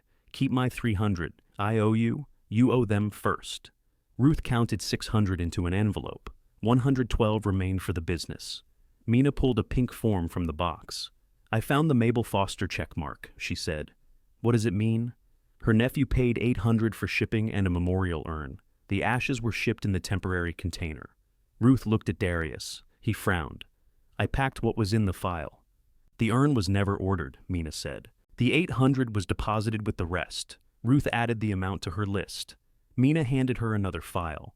"Gloria Salazar's daughters are due a refund of $2,750 tomorrow." The side door opened before Ruth could answer. 2 women entered together, one carrying a leather handbag and the other carrying a plain cardboard box. The woman with the box set it on the arrangement table. Inside was Gloria Salazar's temporary plastic urn. "We're here for our mother's money," she said. Ruth looked from the urn to the 2 women. The taller one was Elena Salazar, who had handled most of Gloria's arrangements. Her sister, Marisol, wore gold-framed glasses and held the strap of her handbag with both hands. They had the same deep-set eyes their mother had, though Gloria's had usually been narrowed at a price she considered foolish. "Sit down," Ruth said. "We sat the last 3 times," Elena replied. "Then stand." "But let me tell you what happened." Mina began gathering the files. "No," Marisol said. "She can stay. Anybody who knows where our money went can stay." Darius closed the office door. Ruth placed Gloria's file beside the box. "Your mother's insurance paid $7,000. You originally selected a viewing and burial package. When you changed to direct cremation, the final cost was $4,250. You were owed $2,750. "We know arithmetic," Elena said. "The refund was supposed to be issued after the crematory invoice cleared." 4 months ago, Marisol said. "Yes. Your daughter told us insurance refunds took 90 days. They don't." Elena gave a small, humorless nod, as if Ruth had finally pronounced a word correctly. "We called the insurance company this morning." Ruth could see Camille in the arrangement room, legal pad centered, voice calm. 90 days, processing, carrier delay, words designed to exhaust people without being memorable. "The money went into the funeral home's operating funds," Ruth said. "Camille later took what remained in the accounts and safe. There is not enough here to refund you today." Marisol's grip tightened on the handbag. Elena looked at Mina. "Is that true?" "Yes," Mina said. "I'm reconstructing the accounts. Were you the bookkeeper when our mother died?" "No. I had been dismissed by then." "By Camille?" "Yes." Elena turned back to Ruth. "We trusted this place because Mama trusted you." "I know. She didn't trust funeral homes. She said grief made people stupid with money." Gloria had said it more colorfully. She had tapped a casket photograph with one red-painted fingernail and told Vernon, "If I would not sleep in a $4,000 bed alive, don't put me in one dead." Ruth remembered laughing. Vernon had not. "Your mother changed the arrangement because she did not want you spending money on a viewing she couldn't attend," Ruth said. Marisol's mouth trembled. She looked away. Elena stayed hard. "And what did that get her?" Darius glanced toward the cardboard box. "It got her the cremation she requested," Ruth said. "It did not get you the refund you were promised. We brought her because we are done leaving anything Bellamy owes us inside Bellamy Funeral Home. You should take her home. That sounds like you're dismissing us." "No. It sounds like your mother should not become collateral in a disagreement about money." Elena's expression shifted, only slightly. Ruth opened the box. Inside, Gloria's ashes rested in a black plastic container with a white label. Gloria Isabel Salazar was typed correctly. Darius had checked. "Did you select a permanent urn?" Ruth asked. "Mama selected one herself," Marisol said. "Blue ceramic with white flowers." Ruth checked the file. An order form had been started but never submitted. The urn cost $320 and was included within the $42.50 they had agreed to pay. That was not ordered, Ruth said. Elena laughed once. Of course it wasn't. We can obtain it. With what? Ruth did not answer quickly enough. Marisol lifted the temporary urn from the box and held it against her body. I want the blue one because she chose it. Not because I think it matters where ashes sit. She made that choice when she still had choices. It matters, Ruth said. When? I'm not giving you a date I can't keep. You gave Leonard Wynne the same speech? Elena asked. Ruth wondered how many calls Lillian had made while bread rose around her. I told him, I don't have a date. Then here is ours. We want the full refund and the urn within 10 business days. We can't promise that, Mina said. Elena looked at her. I wasn't asking you. She is protecting you from another promise this business may not keep, Ruth said. Who is protecting us from no promise at all? The question stayed in the arrangement room. Ruth pulled a sheet of Bellamy letterhead from the drawer. I will give you a written acknowledgement of the full amount owed, including the urn. I will call you every 2 days, even when nothing changes. I will not require you to sign a release or keep this private. And in 10 days, Elena asked. I will pay what I can by then. If that is not enough, you decide what you do next. Marisol touched her sister's arm. They moved several feet away and spoke in low Spanish. Ruth understood only pieces, most of them from Gloria's arrangements. Dinero, mentira, mama. When they returned, Elena held out her hand for the acknowledgement. Every 2 days, she said. Yes. And do not call during dinner. Mama trained us to answer phones at dinner, and we are trying to recover. Ruth wrote down 6 o'clock as the forbidden hour. Marisol carried Gloria out. Elena followed with the signed paper, leaving the empty cardboard box on the table. Mina waited until the door closed. You have promised a progress report, not payment. That is what I have. It was the correct promise. Ruth looked at her. Don't sound surprised. I am practicing warmth. It needs practice. Darius moved the empty box to the office. We need to identify assets that aren't part of the property sale. The flower van, Ruth said, worth perhaps $4,000. We need it through the price service paperwork and the Shaw arrangement. The newer coach, leased. Ruth looked toward the rear of the building. Darius knew where her mind had gone. No, you don't know what I was going to say. The Cadillac. I could have been thinking about lunch. You weren't. The old Cadillac hearse occupied the far bay of the garage, under a fitted gray cover. Vernon had bought it 15 years earlier from a retiring director in Virginia. A black 1989 Brougham coach with chrome curtains etched into the side panels.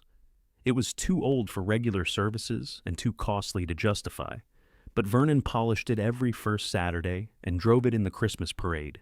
He called it history, when Ruth called it an expensive place for dust to land. It belongs to the business, Ruth said. It belonged to Vernon's vanity. That was expensive too. Darius's face softened. He loved that car. He loved people seeing him in it. He let me drive, once. Then he inspected your shoes. There was mud, there was weather. Mina looked up from the computer. The Cadillac is listed as a depreciated business asset with a book value of $1,200. What is it actually worth? Ruth asked. Book value is not market value. I know that. What is market value? Darius pulled out his phone reluctantly. A restoration buyer offered Vernon $14,000 last summer. Ruth stared at him. 14? Vernon said 20. Vernon thought chrome appreciated when he touched it. The buyer may still be interested. Call him. Darius did not move. Darius. He made me promise not to sell it after he died. The words struck more personally than they should have. Vernon made you promise? He was in the garage after his second treatment. Said you and Camille would see a number and forget what the coach represented. What did it represent? He didn't say. That sounds like him. He was sick. He was specific enough to recruit you against his wife. Darius put the phone away. I said I'd look after it. And have you? Yes. Then you kept your promise. Now I'm asking you to help me keep ours. Darius looked toward the hall leading to the garage. Ruth lowered her voice. Arthur Wynne needs a stone. The Salazar sisters need $2,750 and an urn. Mabel Foster paid for something she did not receive. Vernon's coach is sitting under a blanket. Cover. It is not cold. Mina closed one ledger. Selling an asset will affect the final business accounting. It may also reduce the valuation Camille gave the property buyer. They want the building, Ruth said. They may still have been shown equipment. Then we notify them. Darius studied her. You're letting the building go? I did not say that. You're selling the car? I said call the man. You never let Vernon sell so much as a lamp without discussing it for 3 days. Vernon never emptied the safe 9 days after I died. The sentence silenced all 3 of them. Ruth felt it too late, the shape of her own absence spoken into the room. Mina looked down at the ledger. Darius said, I'll call. The buyer's name was Raymond Sykes. He restored funeral coaches outside Raleigh and answered on the second ring. Darius described the mileage, maintenance, and condition while Ruth listened. Raymond remembered the car. His offer had been $12,000, not $14,000. Vernon had apparently added $2,000 during every retelling. I'd need to inspect it, Raymond said through the speaker. Saturday at the earliest. What would lower the price? Ruth asked. Rust, engine trouble, cracked vinyl, bad seals. Anything different from last year? Nothing is different. Darius looked toward the garage again. We should start it, he said. They found the key in a wooden box marked Cadillac only, as if another vehicle might steal it. Darius pulled away the gray cover while Ruth opened the garage door. The hearse shone beneath the fluorescent lights. Vernon had kept the black paint polished deeply enough to reflect Ruth's face in the rear door. Chrome curtains ran along the windows. White wall tires rested on rubber pads. Through the glass, the empty beer gleamed. For an instant, Ruth saw Vernon beside it with a cloth over one shoulder, complaining that nobody respected craftsmanship. Then she saw Lillian counting flour-dusted bills. Start it, she said. Darius settled behind the wheel. The engine clicked once and went silent. Battery, he said. How much? Maybe 200? Ruth laughed, though nothing was funny. We have $112. I have cables. They brought the flour van around and attached jumper cables. The Cadillac's interior lights came on weakly. Darius turned the key.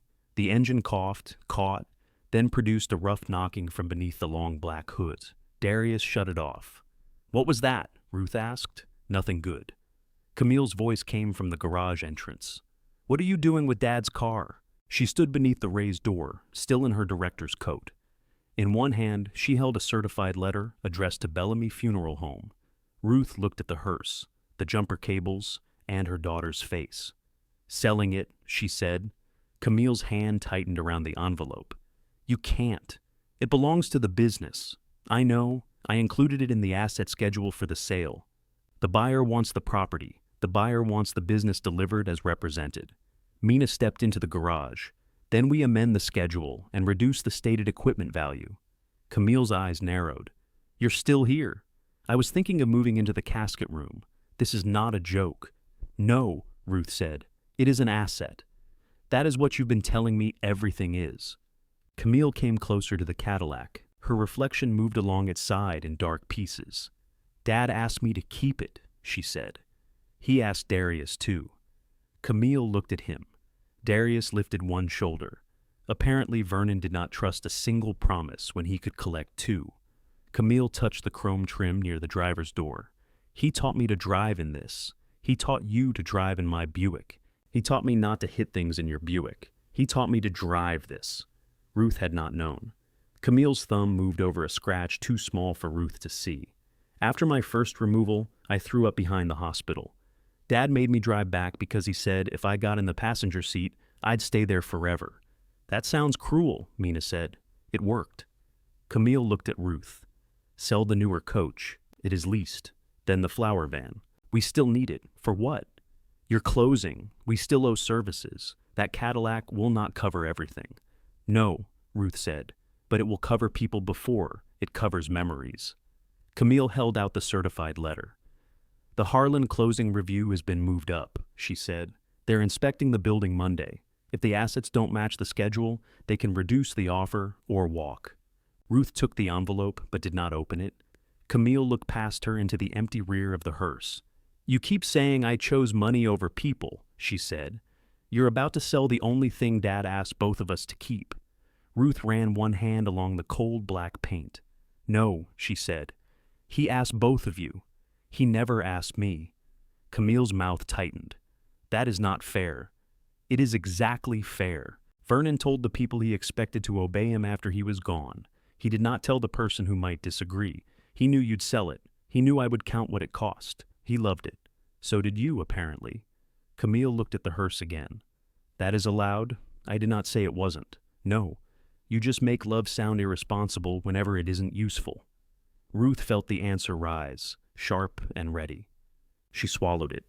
Camille had learned that skill from someone, and Vernon had never swallowed anything except antacids. She opened the certified letter. Harlan Group requested access Monday at 9 for a structural inspection, environmental review, and inventory confirmation. The final paragraph stated that any material change to represented assets must be disclosed before inspection. What value did you put on the Cadillac? Ruth asked. 18,000. Darius made a strangled sound. You told them 18, Ruth said. It is a rare coach in excellent condition. It is making a noise like a washing machine full of forks. I did not know that. Raymond Sykes offered 12 last year, Darius said. He offered 12 because he buys low and sells high. That is how Raymond has afforded 3 wives. Are they all current? Mina asked. No, then perhaps 2 were liabilities. Camille ignored her. If you sell it below the listed value days before inspection, Harlan will assume we're stripping assets. We are selling one asset to satisfy liabilities. Then document it properly. Get an independent appraisal, disclose the sale, and deposit the proceeds into the business account. Where you can freeze them? Camille's face flushed. I froze the account because automatic drafts were still hitting it. You also closed my debit card. The bank did that when I submitted the closure. You did not mention it. I did not know you planned to empty your checking account and run to the cemetery. Ruth folded the letter along its existing creases. Raymond comes Saturday. We will have an appraisal before we sell. From Raymond? He knows funeral coaches. He wants the car. Then he will be motivated to say what is wrong with it. That isn't an appraisal. That's haggling. Most truth about a used car is haggling. Camille rubbed her forehead. Please don't do anything until I talk to Harlan. The Salazar refund was due 4 months ago. And if Harlan walks because you panic sell equipment, where do you think money for the rest will come from? Do not use the people you failed to pay as a reason I shouldn't pay them. I am trying to preserve the only asset large enough to cover everything. The building sale is not closing for weeks. The inspection is Monday. Inspection is not money. No, Camille said. It is how you get to money. Ruth knew that. She also knew how many transactions died between inspection and closing. Vernon had once spent 6 months negotiating to buy the narrow parking lot next door, only to discover the seller's brother believed a handshake from 1974 entitled him to half. We will not sell the car before Raymond gives us a number, Ruth said. We will disclose it to Harlan. Mina will record every dollar. Camille looked at Mina. I record even hostile dollars, Mina said. Camille turned and left the garage. Was that agreement? Darius asked. No, Ruth said. That was exhaustion. The next morning, Greenlawn took its 600. Mina printed the payment confirmation and attached it to Marcus Price's file. $112 remained in the business account. Then she opened payroll. Darius, she said, your direct deposit was due today. Darius kept sorting canceled orders. Was it? You are paid every other Friday. I lose track. You do not lose track of $1,286. Ruth looked up. You weren't paid? I'm standing right here. Nobody repossessed me. How many paychecks? 1. Mina searched. 1 regular paycheck and $240 in reimbursable removal mileage. Ruth added both amounts to the list. Darius leaned over and drew a line through his name. She wrote it again beneath the line. I can wait, he said. So can the electric company until it can't. Waiting does not turn a debt into a favor. You paid Greenlawn. With your 300? Technically, my card paid Greenlawn. Your money paid Greenlawn. Money is talented that way. You are owed $1,526, $1,486. Mina checked the figures. $1,526. I regret letting either of you near arithmetic. The office phone rang. Elena Salazar asked for the first progress report. Ruth told her about the Cadillac and the Saturday inspection. You're selling a hearse to pay us? Elena asked. I'm selling a business vehicle to satisfy business debts. That is the funeral home version of what I said. Yes. Is it the fancy black one from the Christmas parade? Yes. Mama hated that thing. Ruth glanced toward the garage. Your mother said it looked like Dracula won the lottery. For the first time, Elena laughed with no bitterness in it. That sounds like her. I do not have your money yet. I know. I'll call Sunday, not at dinner. Afterward, Ruth and Darius opened every file in the return boxes. Some promises had been fulfilled. Nora Gibbs's refund check had cleared, though Vernon never marked it. Edwin Shaw's family owed Bellamy, not the reverse. The words balanced due.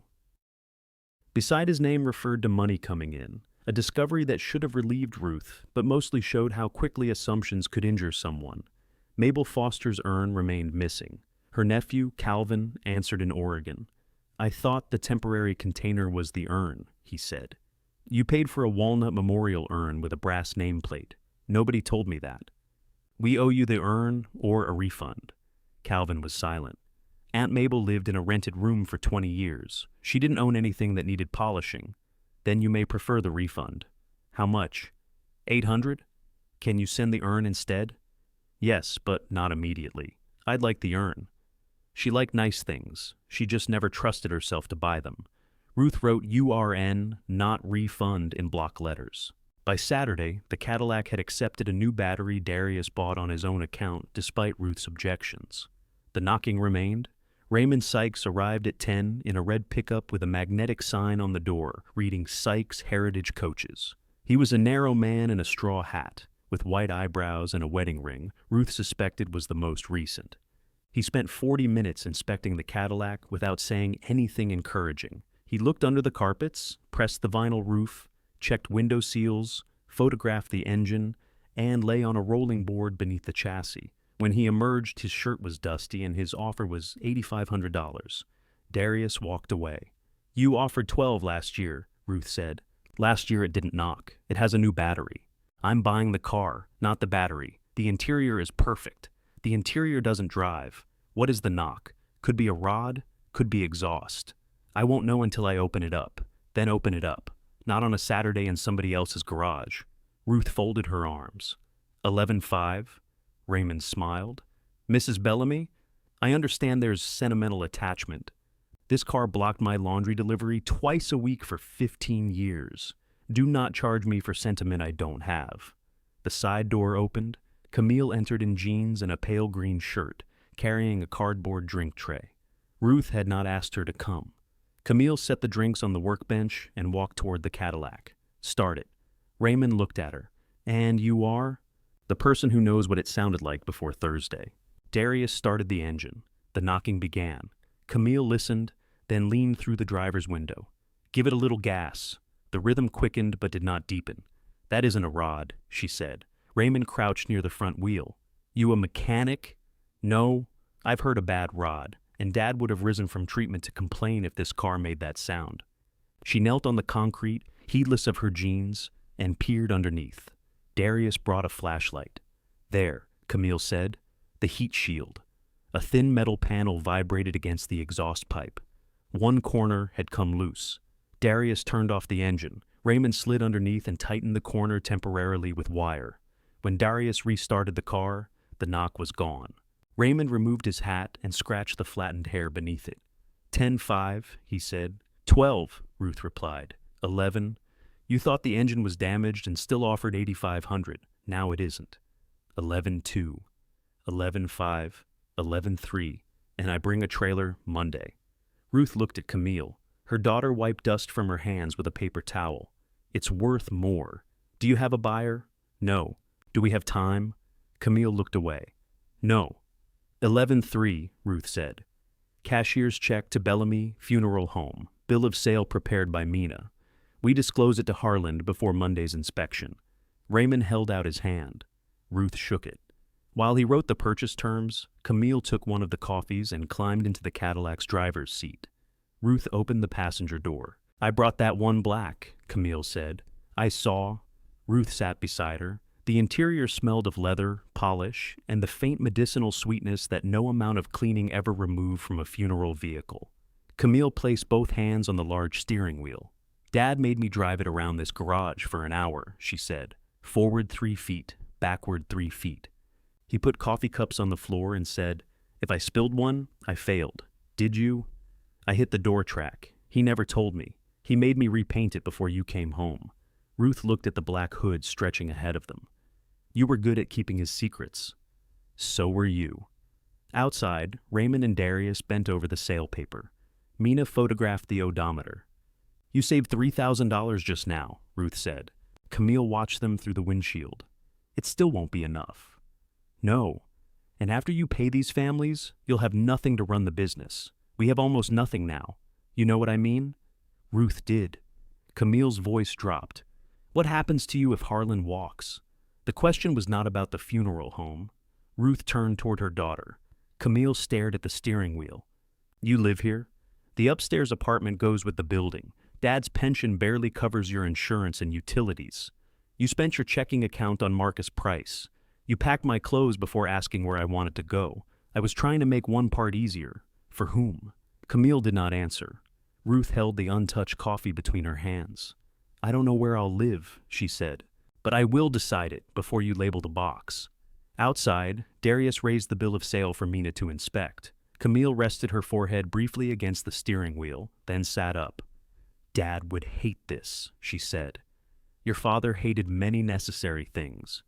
They climbed out on opposite sides and left the Cadillac sitting between them, sold but not yet gone.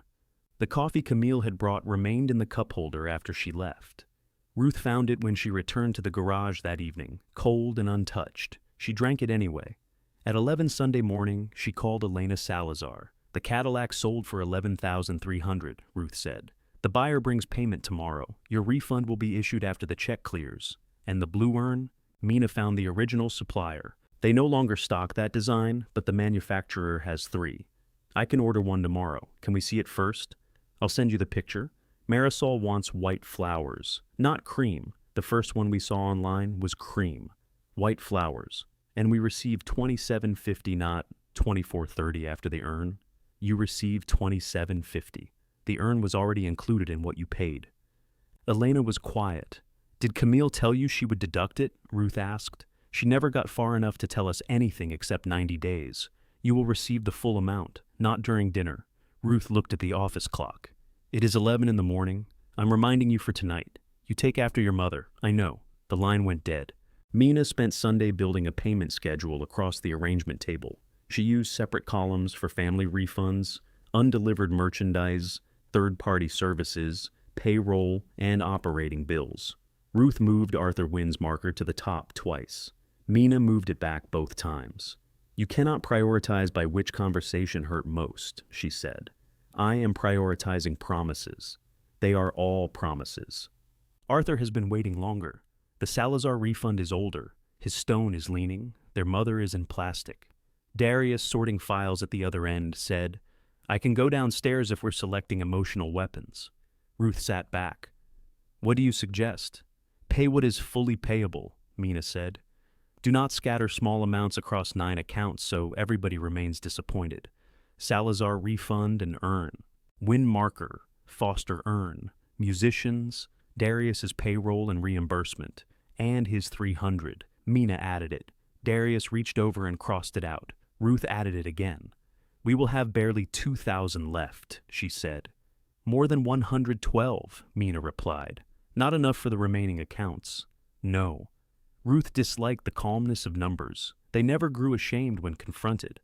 Raymond arrived Monday at 8:15 with a flatbed trailer and a cashier's check.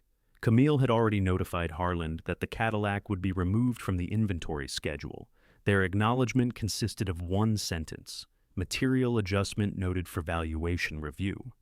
That means they'll reduce the offer, Camille said. She stood beside the garage while Raymond secured the wheels. They listed the car at $18,000, Ruth said. They should reduce it. They'll reduce it by 18, not 11.3. Then you overstated its value by 6,700. I used comparable dealer listings. Did those listings knock? It wasn't an engine knock. Harlan didn't know that. Raymond winched the Cadillac onto the trailer. The tires rolled over the garage threshold with a soft bump. Darius stood with his hands in his pockets. Mina watched the check, not the car. Camille turned away as the rear doors passed her. Ruth expected to feel Vernon leave with it. Instead, she felt the garage grow to its actual size.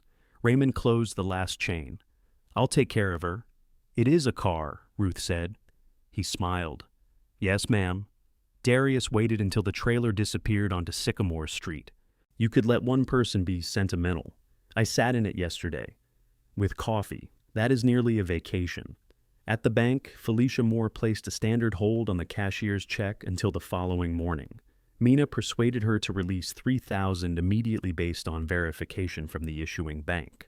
The first check Ruth wrote was to Elena and Marisol Salazar for $2,750. Mina photographed it, entered it into the ledger, and made copies of the receipt agreement. "I know how to issue a check," Ruth said. "I know. That is why I am documenting it." The sisters arrived together at noon. Marisol held Gloria's temporary urn in the same protective way as before. Elena inspected the check, front and back. "It's real," Mina said. "I assume the last promises were real too," Elena replied. Ruth showed them the photograph of the blue ceramic urn. White flowers circled its rounded body, painted unevenly enough to look made by a hand. Marisol touched the image on Ruth's phone. "That's the one. It will arrive Thursday." "Where?" Elena asked. "Here, unless you prefer your home." "Here. We want Darius to transfer her." Darius nodded. "I'll call when it arrives." Elena placed the check in her handbag. She did not thank Ruth. Ruth was glad. Gratitude would have made the payment feel generous. As they turned to go, Marisol stopped. "Mama didn't hate the hearse," she said. "Elena said she did. She said it looked like Dracula won the lottery. That wasn't hatred. Mama described things she liked more carefully." Elena rolled her eyes. "Do not make her think selling it was sad." "I'm not." Marisol looked at Ruth. "I'm saying Mama would have approved of getting cash for something dramatic." They left with their mother between them. At 1, Harlan's inspection team arrived, a property manager named Douglas Kemp, a building engineer, and a woman who photographed every room without introducing herself. Camille met them at the entrance in her navy suit. Ruth had not seen that suit since Vernon negotiated the refinancing. Douglas shook Ruth's hand. "Mrs. Bellamy, I'm sorry for your loss." "Thank you. We'll try not to disrupt operations. You are inspecting a funeral home. Disruption is part of the architecture." He gave a cautious laugh and followed Camille toward the chapel.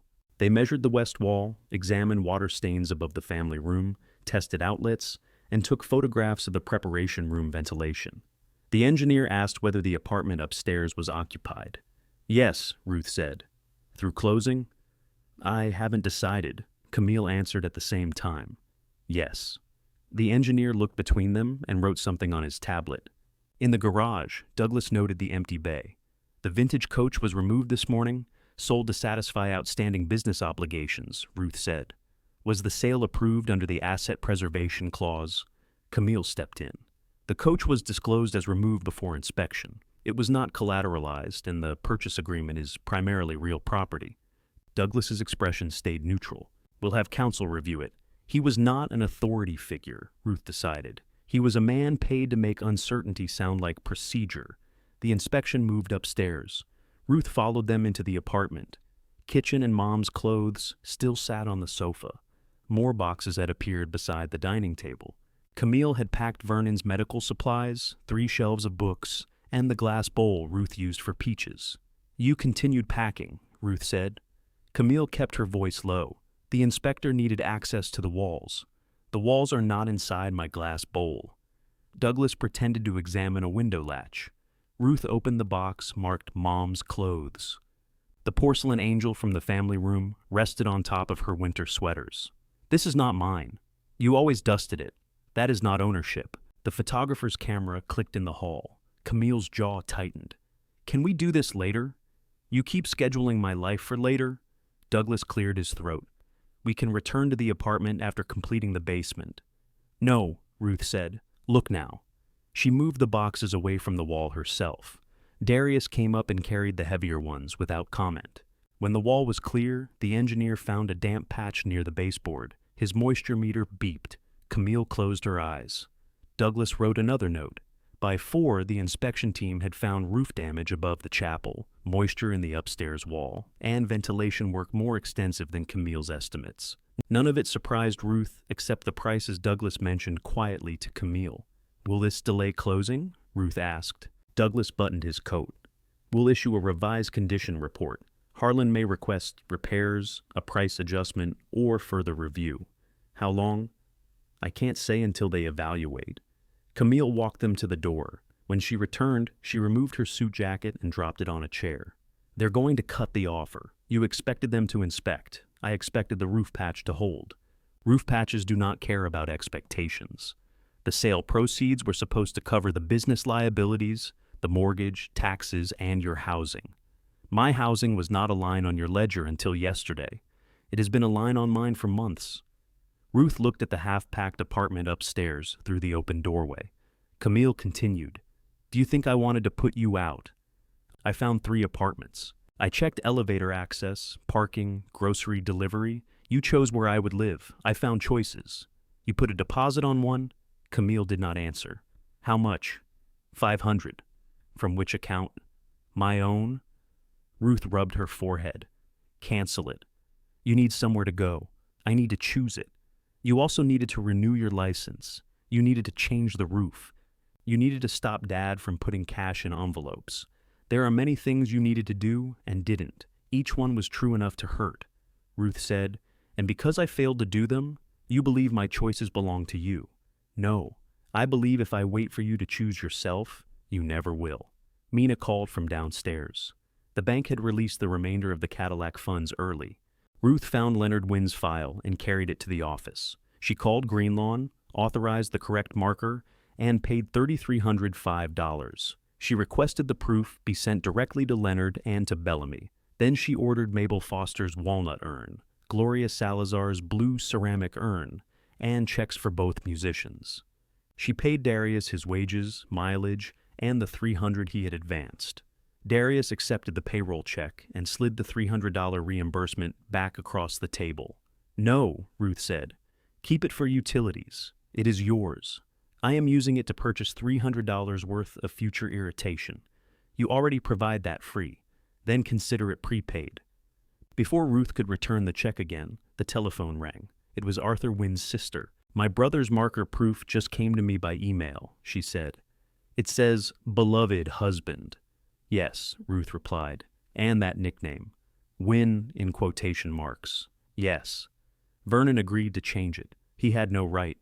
He was trying to spare the family embarrassment. Ruth looked at Arthur's yellow sheet beside the red receipt book. Leonard was his family. The woman's voice cooled. "If you place that stone, none of us will attend the dedication." Ruth traced the words he made room with one finger. "Then there will be room," she said. "Good afternoon." She hung up. Mina stopped typing. Darius stared at her. "What?" Ruth asked. Darius smiled slowly. "Nothing. I dislike that face. I know." The fax machine sounded from the corner. A revised notice from Harlan began sliding onto the tray, one page at a time. Camille entered as the final page printed. She read it standing up. "They suspended the closing review," she said. "For how long?" "Until we resolve the building conditions and the asset discrepancy." Ruth looked at the payment confirmations spread across the table. The Cadillac money had put names back beside promises, but it had not rescued the business. Camille lowered the notice. "My lender canceled the Charlotte lease," she said. "They're keeping the deposit while they review the source of funds."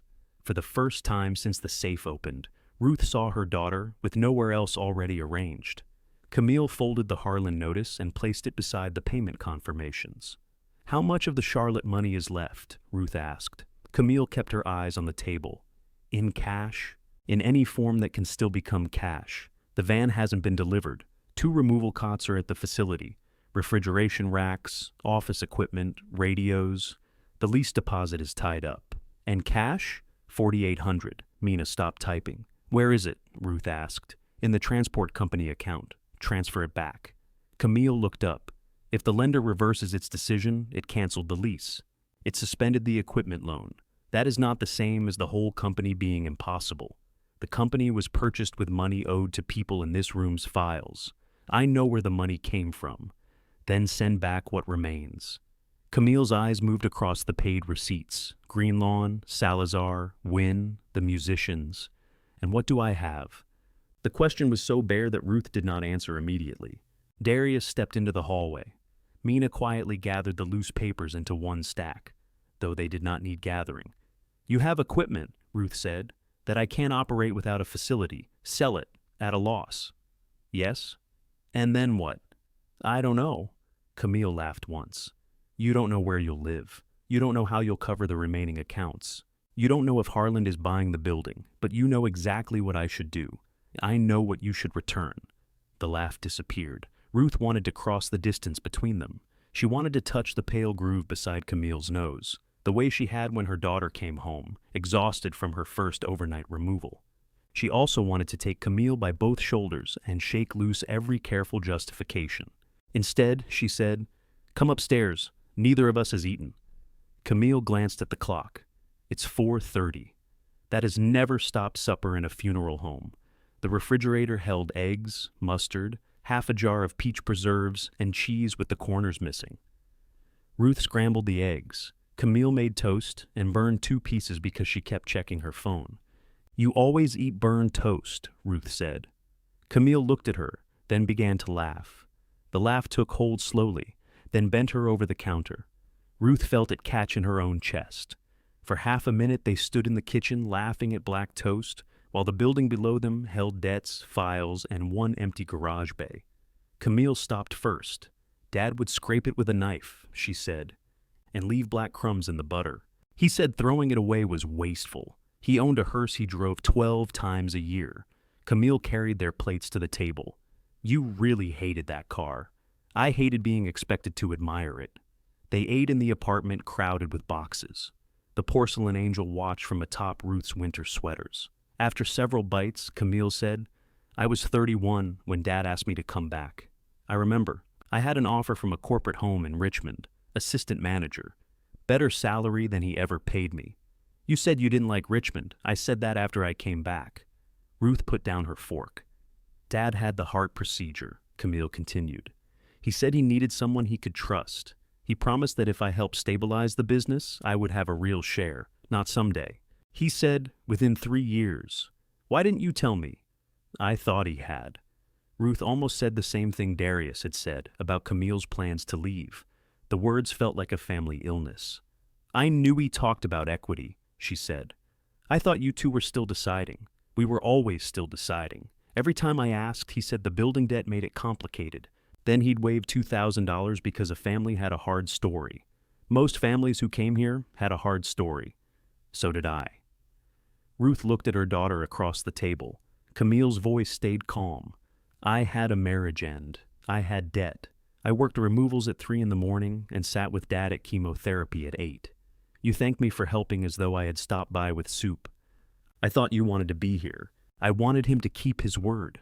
And when he didn't, you took money from people who had nothing to do with it. Yes. The answer came without defense this time. Ruth picked up her fork, then set it down again.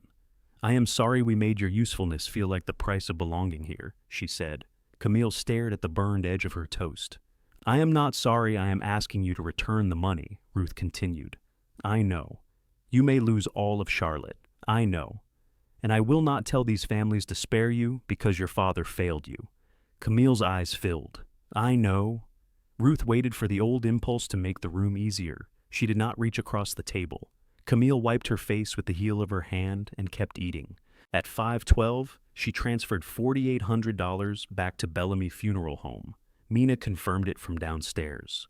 The next morning, Camille brought invoices for every piece of transport equipment. She sat beside Mina at the arrangement table and listed purchase dates, condition, and location. There were no speeches. No one asked whether she was sure. A mortuary supplier offered 60% of the price paid for the removal cots and refrigeration racks. Camille refused, called 2 regional transport services, then returned to the first supplier and negotiated 72% with pickup included. You're good at that, Ruth said. Camille continued writing. Being good at something does not mean it was a good idea. The $4,800 paid the crematory, 2 flower invoices, Mabel Foster's urn, and the oldest remaining family refund. Mina left $1,100 in operating funds for utilities and the scheduled Shaw arrangement. Gloria Salazar's urn arrived Thursday morning. Darius opened the shipping carton under Mina's supervision. The ceramic was deep blue, with white flowers painted around the lid and shoulders. One petal was slightly larger than the others. Marisol touched it when she and Elena arrived. "That's it," she said. Darius brought Gloria's temporary container into the preparation room. He asked whether the sisters wanted to witness the transfer. Elena said no. Marisol said yes. Ruth stood outside the open door, visible if needed, but not intruding. Darius worked with quiet precision, checking the name on every label before and after. Marisol watched with both hands clasped beneath her chin. When the lid was secured, Darius placed the urn in its velvet bag and handed it to her. Marisol held it against her blouse. She would say the big flower ruins the symmetry. Would she want another? Ruth asked. No, she'd want to complain about this one. Elena took a receipt from Mina, showing the refund paid and the urn delivered. She read every line. "This closes our account," she said. "Yes," Ruth replied. "It doesn't close what Camille did." "No, and you knew the system was a mess." "Yes." Elena folded the paper. "Good. I was worried getting the money back would make everybody start lying politely." Ruth opened the front door for them. Before leaving, Marisol touched her arm. "Lillian says you're looking for somewhere to live. Lillian says many things while selling bread.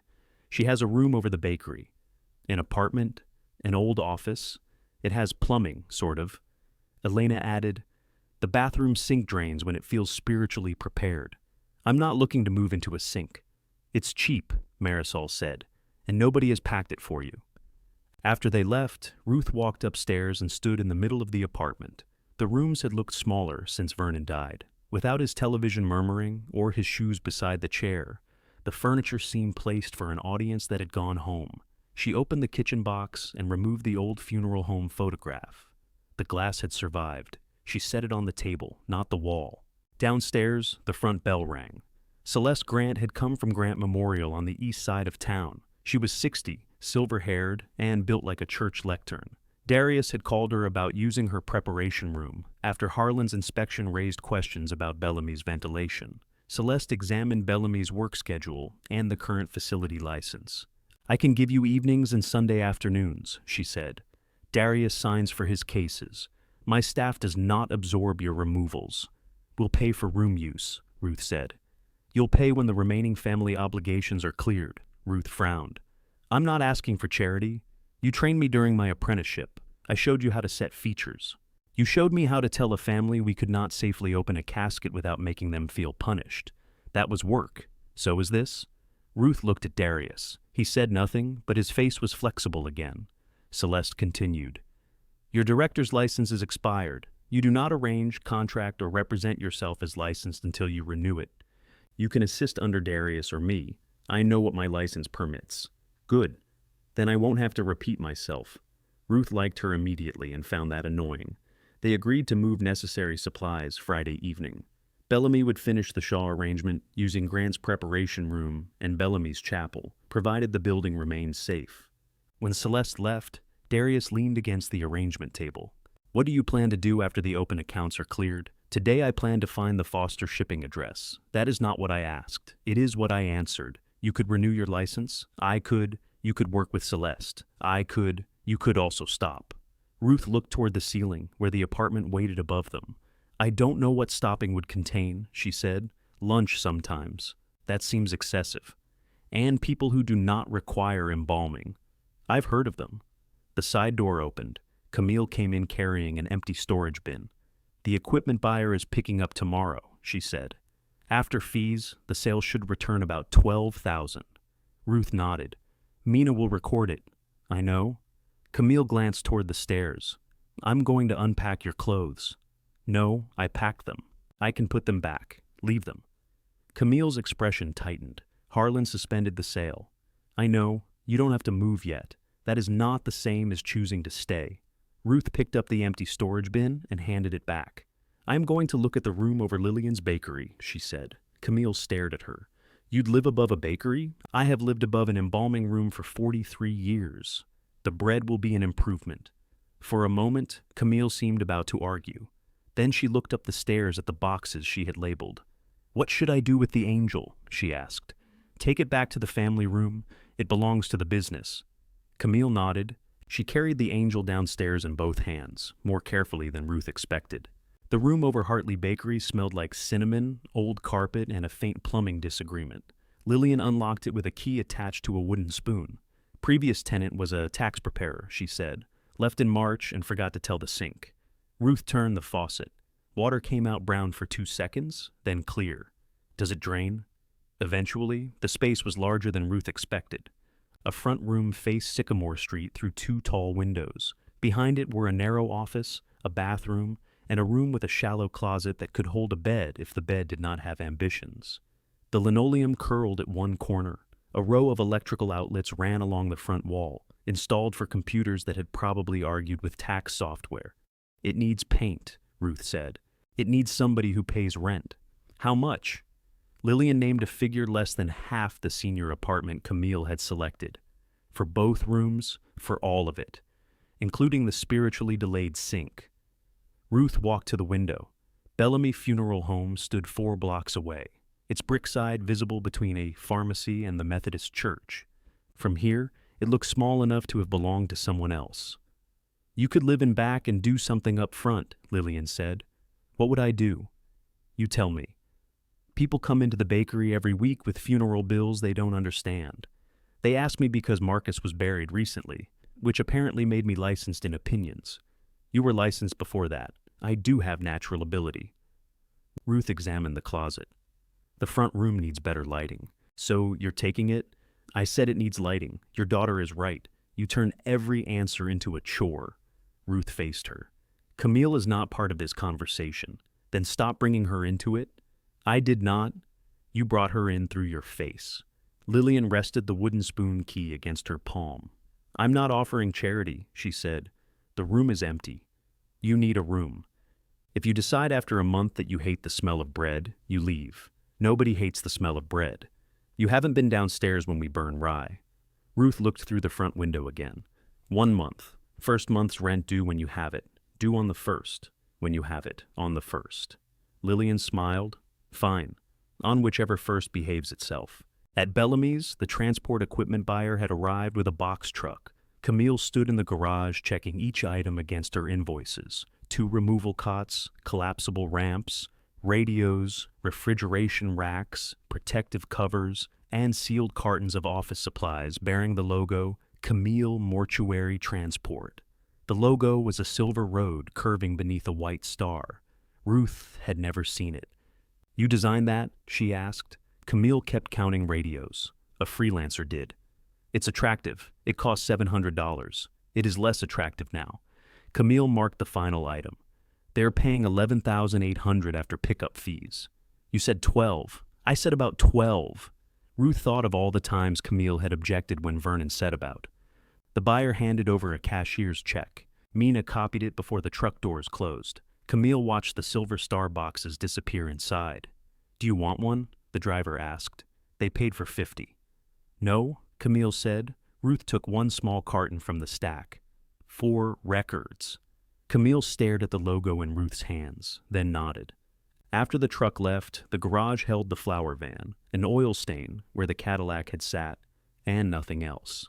Camille transferred the sale proceeds to Bellamy's account. Mina allocated the funds in the arrangement room, while Ruth called each person before issuing payment. No one learned from a bank alert or a rumor. Nora Gibbs had already been cleared. Edwin Shaw's account was corrected to show his family's remaining balance rather than a debt owed to them. Mabel Foster's walnut urn shipped to Oregon with the brass plate included.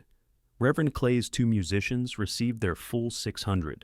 3 vendors accepted reduced late fees after Ruth admitted the reason without calling it a transition. Calvin Foster telephoned when Mabel's urn arrived. It's heavy, he said. Walnut is.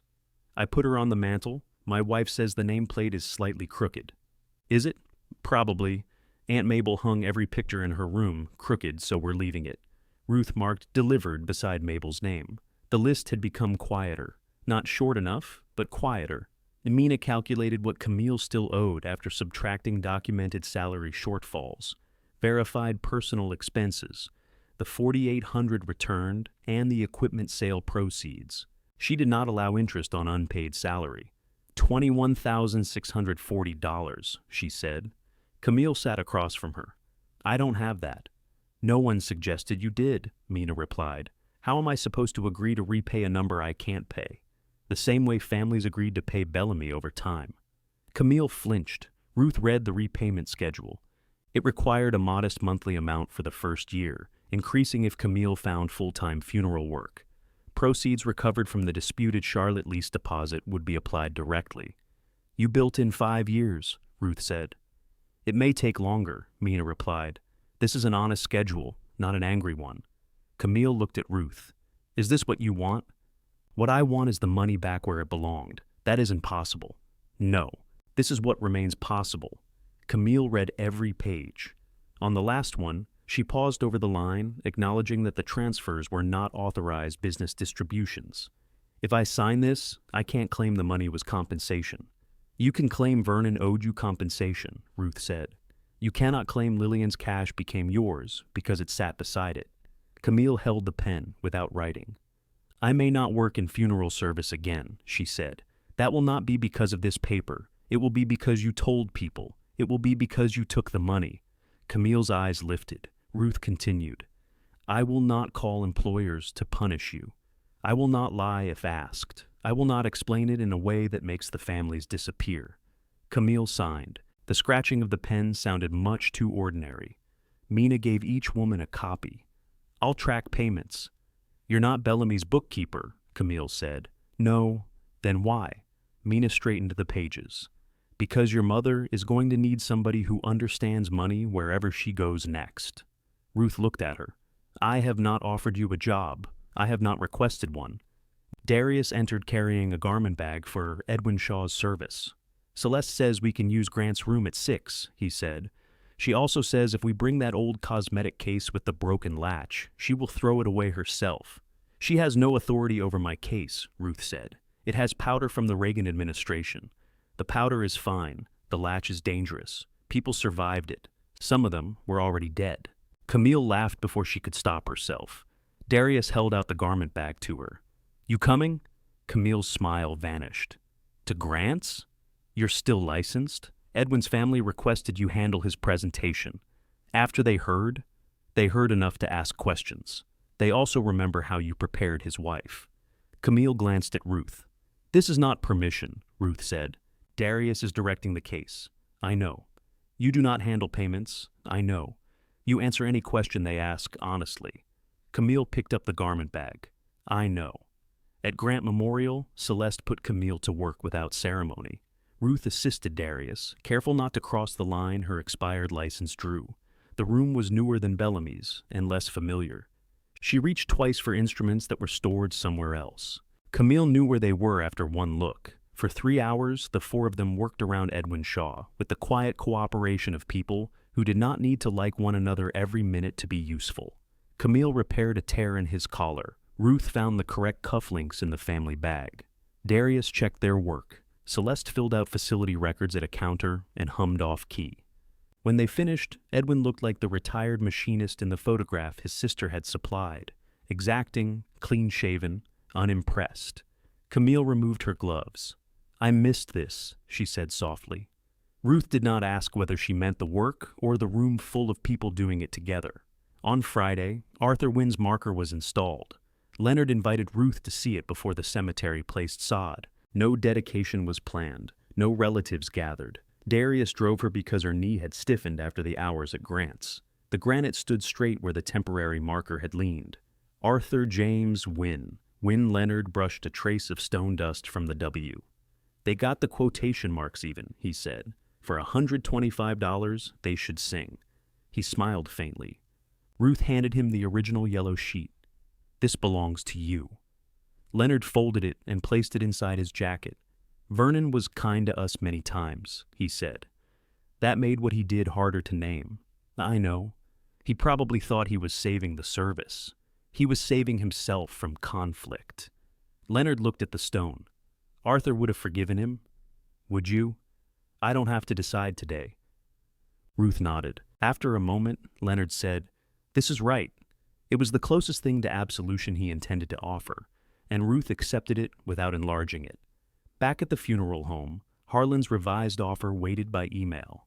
The reduction accounted for the missing Cadillac, roof repairs, moisture remediation, and ventilation work. After the mortgage, taxes, and remaining business debts, there would be no great profit. There would be enough for Ruth to live modestly, and enough to close every account if no new discrepancy appeared. Camille stood beside the computer. "They'll resume closing if we accept by Monday," she said. Ruth read the figures twice. "Do you want to keep the building?" Camille asked. For years, Ruth had mistaken keeping something for honoring it. Vernon's desk, the screaming coffee machine, a business held together by her memory and other people's patience. "No," she said. Camille sat down.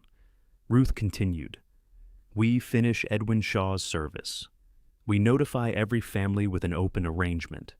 We move my things ourselves. Harlan does not choose the date I leave the apartment. They gave us 30 days. I need 20. Camille looked at her. "The room over the bakery?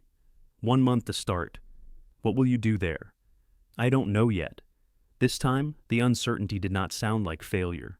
Camille moved the cursor toward the acceptance page, then stopped. "You should do it." Ruth placed her hand on the mouse. Before she clicked, the front bell rang. Lillian entered carrying a bakery box, and Gloria Salazar's daughters followed with coffee. Leonard came behind them, holding a roll of blue painter's tape. Ruth stared. "What is this?" "Your new office needs paint," Lillian said. "I have not signed a lease. You argued about the due date. That counts." Marisol lifted the coffee tray. "We are not asking permission to drink coffee." Leonard held up the tape.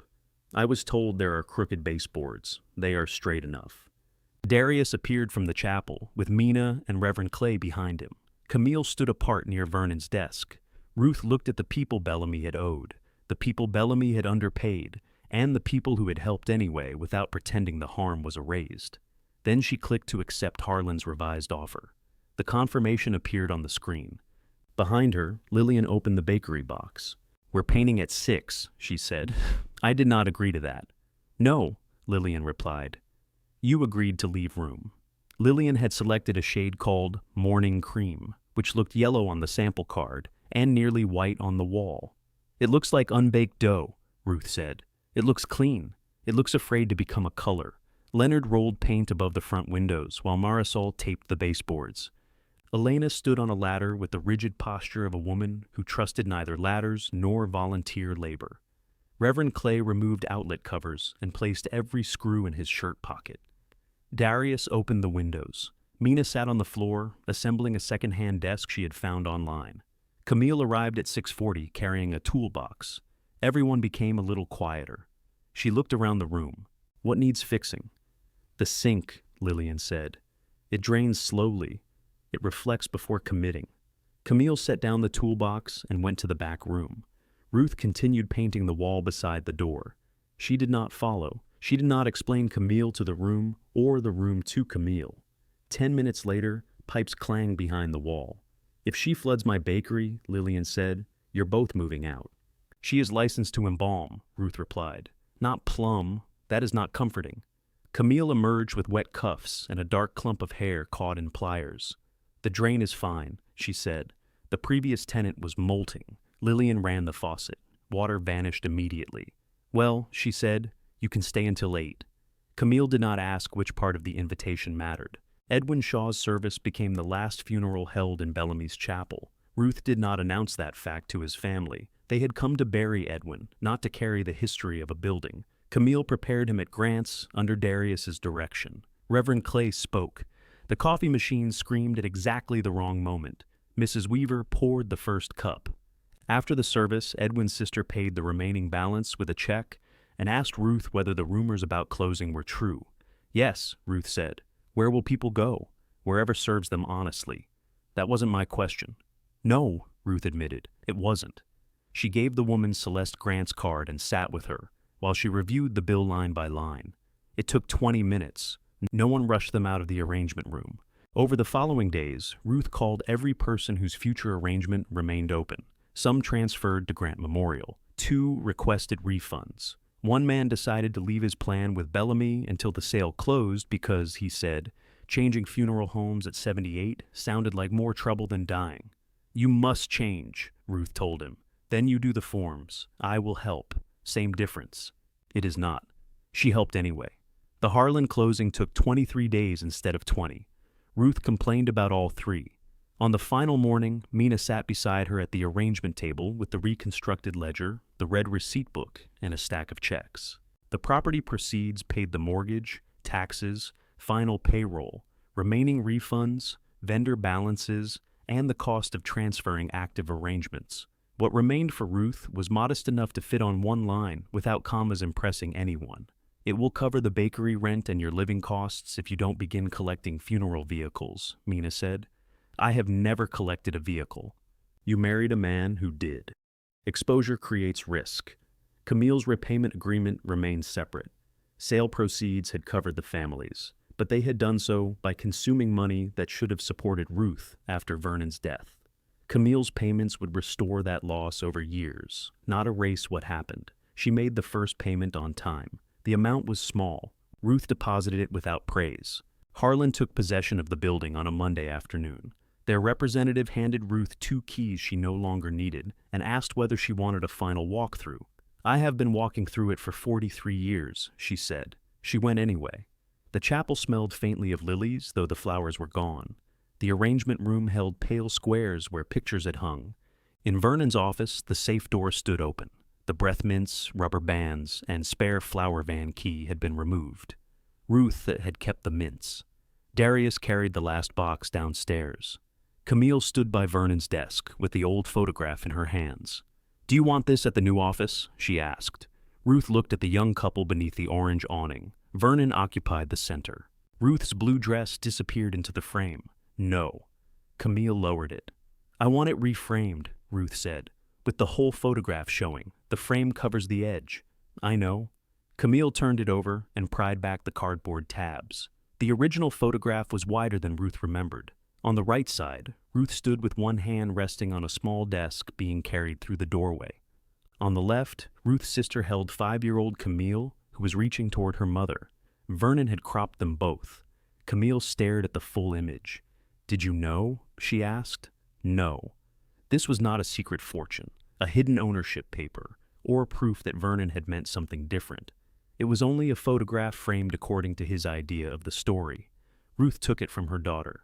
We'll keep all of it, she said. They left Vernon's desk for Harlan. The new room over the bakery became Bellamy Family Aftercare and Planning because Mina refused Ruth's first choice, which was simply Ruth Bellamy, help with funerals. It sounds like lettering on a van, Mina said. It tells people what happens. So does road work ahead. We are still allowed a name. The front room received the second-hand desk, a round arrangement table, 4 mismatched chairs, and shelves holding plain language guides to cemetery fees, cremation charges, insurance assignments, and advance plans. There were no caskets or urn samples. Families paid funeral homes and vendors directly. If a refund was due, Mina's system displayed it in red until the person received it. I know where the line is, she told him. You stand on it so often your shoes are wearing it out. Mina managed the accounts on Tuesdays and Thursdays. She charged for every hour, including the hours she spent correcting Ruth's filing. Lillian supplied coffee from downstairs. The office machine never screamed, which Mrs. Weaver considered a design flaw. Ruth chose not to renew her funeral director's license. The decision surprised Darius, irritated Camille, and relieved Ruth in a place she had not known was tired.